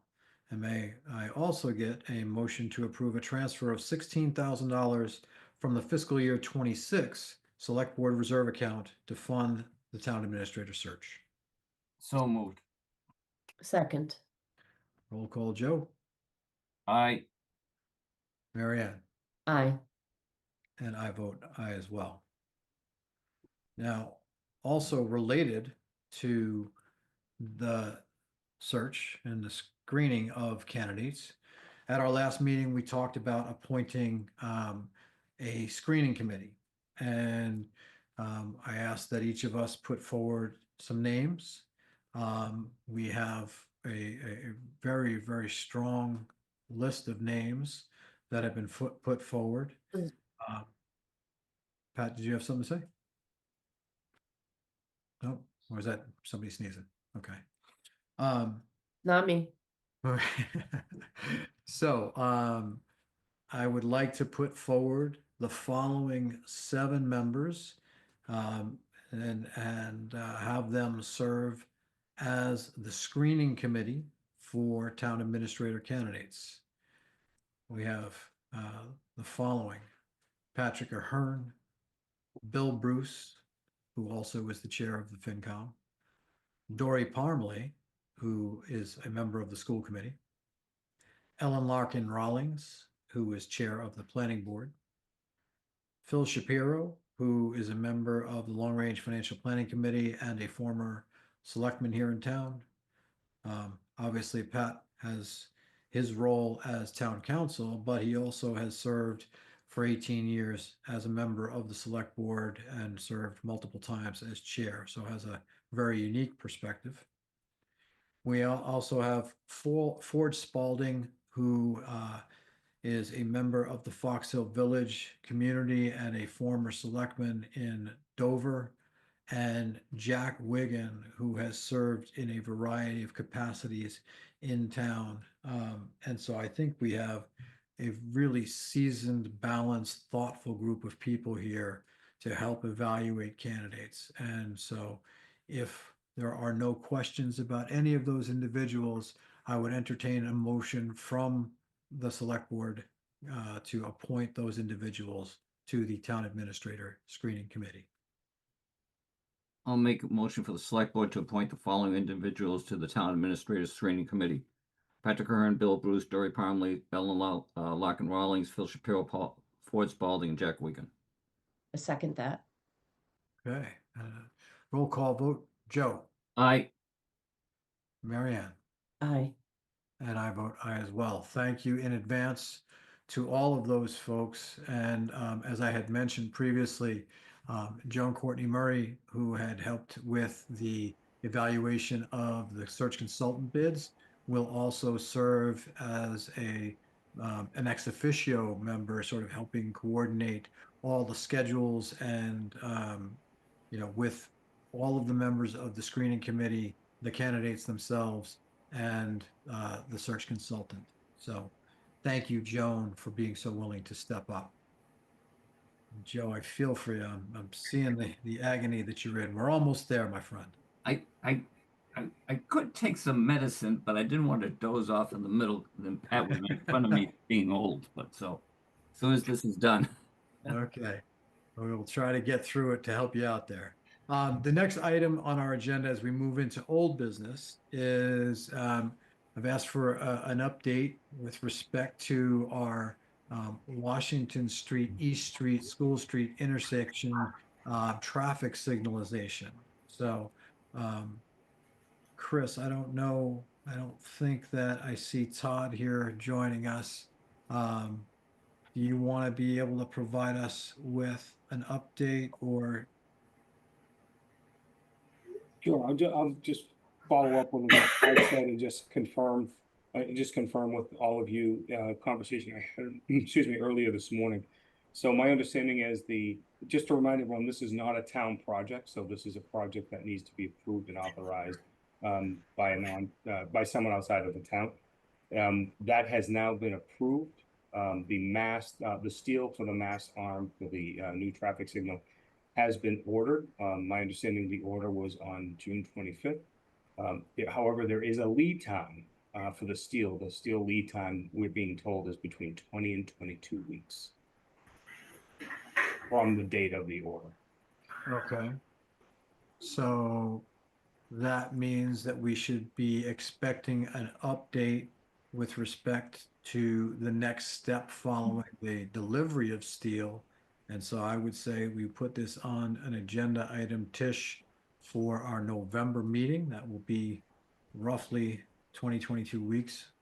Will have elapsed at that point, and we will get an update as to when that installation will begin.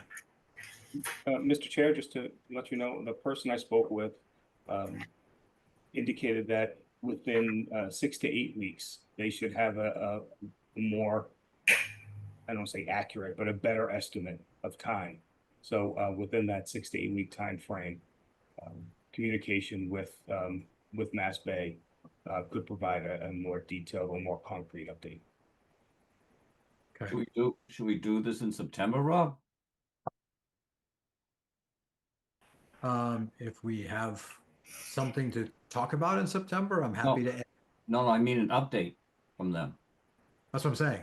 If there's something of substance to have an update on in September, we can check in prior to that, and we can certainly add it to the agenda at that point. Thank you. I'd like, Rob, I have one comment on this because Sure. this happened back May 1st, Chris. You remember I called you for an update, and that's when we learned the steel, despite being ordered in March, had never been ordered. I guess what I need to, and I agree with you, Chris. I agree with you 100%. This is not a town project. But I think we dropped the ball. We should have had someone from Westwood be the point person to keep on top of this and keep track of this. Is there anyone that we can appoint to keep track of this and give us updates? Who's responsible for making sure this gets done?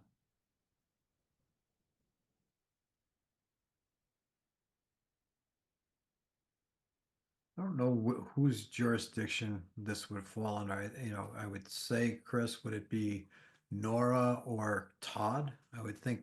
Well, in all fairness, Mr. Chair, if this is something that's coming from the board, if you're looking at someone Joe, to point the finger at, then you should point the finger at me. As a town administrator, the ball was dropped. I wouldn't say it was Nora. I wouldn't say it was Todd. I will say that Nora and Todd have been extremely helpful in getting information and moving this along. But if you're looking at someone, then Joey should look at me. No, I No, wasn't, I no. wasn't talking about, pointing fingers here. And so I think going forward, Joe's fair point here, right? So, Mhm. in all fairness, right, this was something that was part of when the Islington redevelopment project was approved by town meeting back in 18, right? And the signaling, the traffic study was supposed to happen as part of the end of the project. And of course, the project was sort of wrapped up during COVID when traffic was nowhere near normal, right? So we granted that an extension to them to be able to conduct the study when things were more normal. And, then we got the results. With the three of us debated those results with their engineers, with our own engineers from Beta. And then we took a vote to, require this to happen. So I think, Joe, your point is who can be sort of riding herd to make sure from here forward that things are on track. Rob, exactly. I wasn't looking to point the fingers at anybody, Chris. I just want to go I'm forward. certainly happy to have a conversation. Nora has a land use group meeting on a monthly basis. There's representation from a number of departments, including Public Works.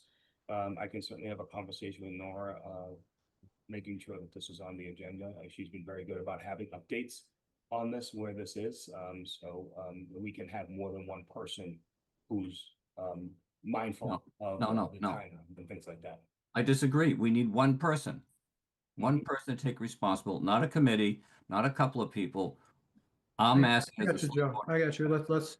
Let's figure out who that right person is, to be able to come before us. And I think Petruzziello himself is one that should be coming before us because it is part of their responsibility to see this get done. So I hear you. I want a single point of contact as well. So let's figure out who that I will is. have a conversation with the team and report back to the board. Thank you, sir. Mhm. Okay. Next up, Chris, I believe you have an update with respect to some of the groundwater testing that was done as part of the prep work at FS1. Yes, I do, Mr. Chair. So just put that on. So following initial testing in April as part of the ongoing FS1 project, the town has completed additional environmental sampling in the fire training area behind the Westwood Fire Station at 637 High Street. The second round of testing confirmed the presence of regulated PFAS compounds in the soil and groundwater, supporting earlier findings. The town will now begin a new phase of testing to evaluate the depth and extent of the PFAS in the subsurface environment to guide potential next steps, including possible remediation. As required, the town will notify Mass DEP of the findings and remains committed to the transparency and communication with the public as the investigation continues. To let everyone know, the area in question is approximately 1,200 square feet in the back parking lot of the lot, historically used by the Westwood Fire Department training exercises involving firefighting foam, excuse me. The foam used in past decades contained PFAS, a group of synthetic chemicals found in firefighting products and common consumer goods such as non-stick cookware, stain-resistant fabrics, and food packaging. Although Westwood Fire Department ceased using PFAS-containing foam approximately 5 years ago, residential environmental impacts are now being evaluated. Westwood's situation is not unique. Similar assessments are underway at training sites in municipalities and airports across the country. PFAS-containing foam became common in the fire service training starting in the 1970s, following the introduction of national foam-based firefighting standards. A part of a broader regional focus on PFAS, the Dedham-Westwood Water District has been monitoring PFAS levels in the public water supply since 2021. While PFAS have been confirmed at the site, there is currently no known exposure pathway for the public. Groundwater in the area is at a considerable depth, with no nearby drinking or irrigation wells. Irrigation wells, thank you very much. As a result, there is no immediate risk to public health or safety. I want to repeat that. As a result, there is no immediate risk to the public health or safety. The town is working with qualified environmental consultants to determine the appropriate next steps and will continue to provide updates as new information becomes available. For updates and additional information, please visit the Fire Station 1 project webpage on the town's website. And for any questions, please contact Molly Fitzpatrick. And just want to make sure that everyone understands this will be put out for immediate release if the board so supports it. Tomorrow, we'll put this on the website so people can read this statement. And I certainly want to thank Molly Fitzpatrick for her work in working with the consultants in preparing this press release. Thank you, Chris. Questions from either of my colleagues? No None from questions. Thanks, Chris. Thank you. Okay, moving to appointments and reappointments. We have a number of appointments and reappointments. We have the following. I see Todd Sullivan for Conservation Commission as a member to start as of July 1st of 25 with an end date of 6/30/2028. We have a new member being recommended for the Pedestrian and Bike Safety Committee, Brooke Tempesta. And that's an appointment to run from July 1st, 25 to June 30th, 28. And then the Westwood Environmental Action Committee has several new member appointments as well as one reappointment. Kate LaCroix is the reappointment. She has served as chair recently and currently, and that would be an appointment for another 3 years, July 1st, 25 through June 30th of 28. In addition, the following members would have a 3-year appointment for that same span of time, July 1st, 25 through June 30th of 27 for 2 of them and 28 for 2 of them. The 2 that would have a 2-year term would be Zikiao, I think is the way you say that, Zoe Liu, and Kim White. Those 2 would be through June 30th of 27.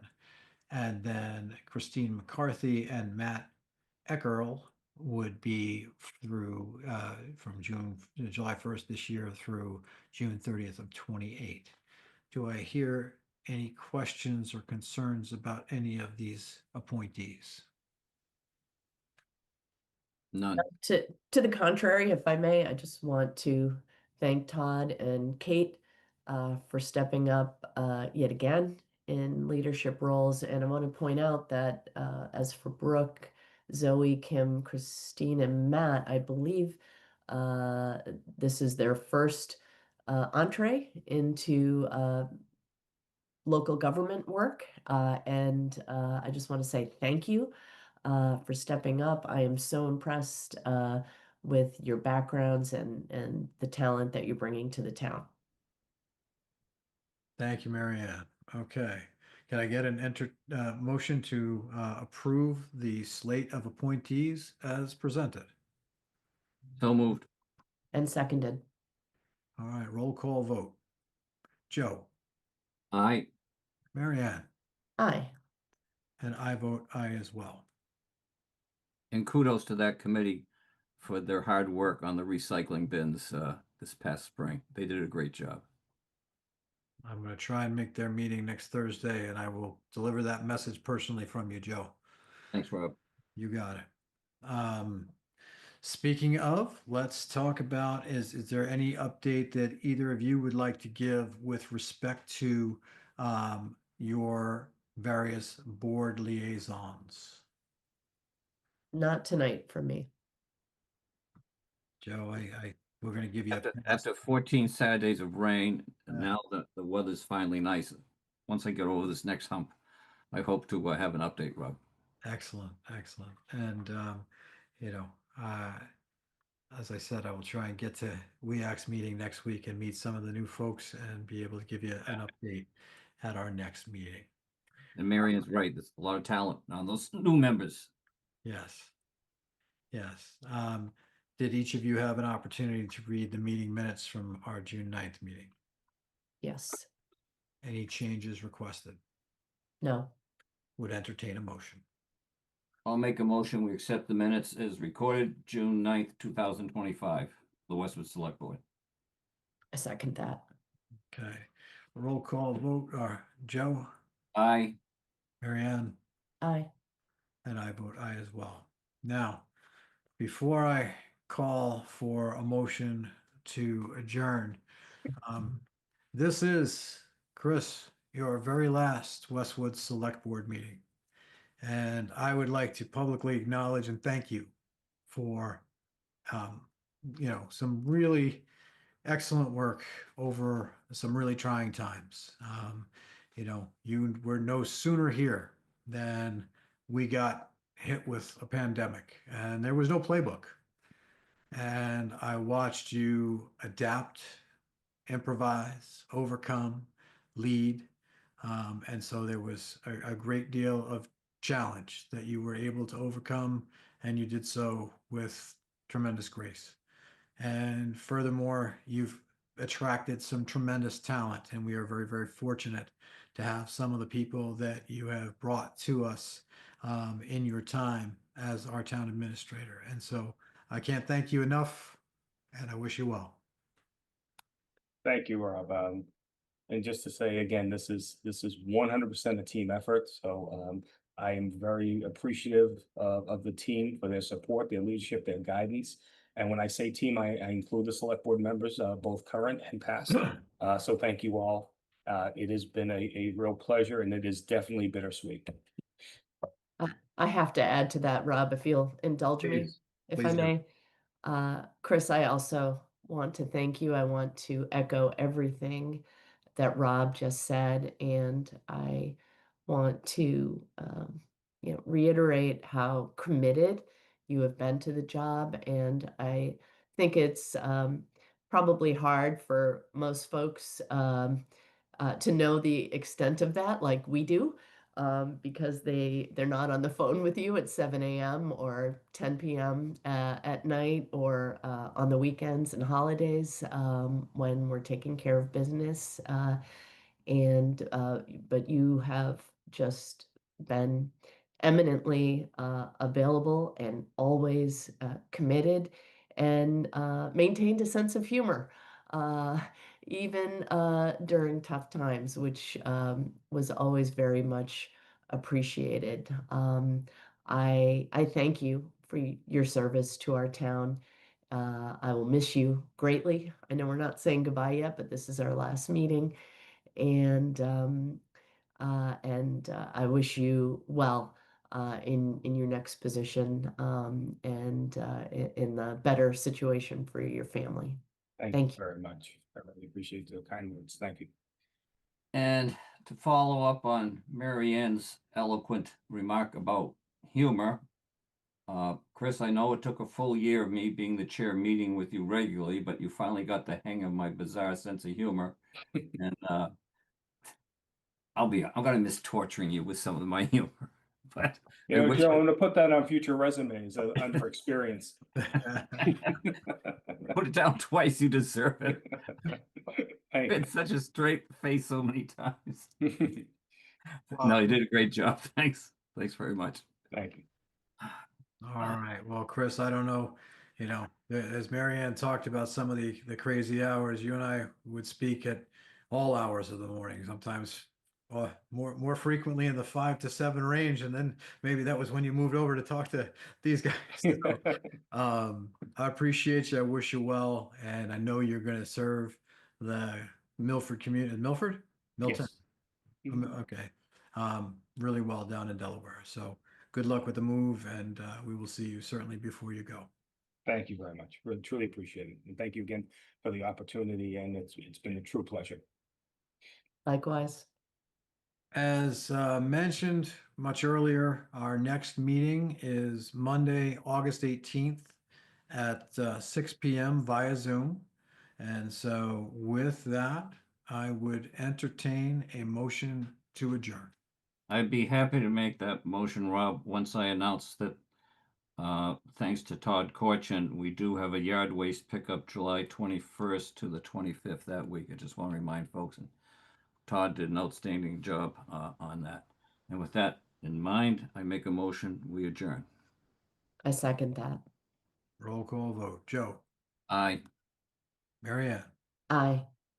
Chris, would you like to vote on this one? No. Okay. And I vote aye as well. Have a Hey, good right, you get his jokes, but you don't get mine. I don't get it. Good Good night, everybody. night, Good everybody. night. Nice job, Rob. No.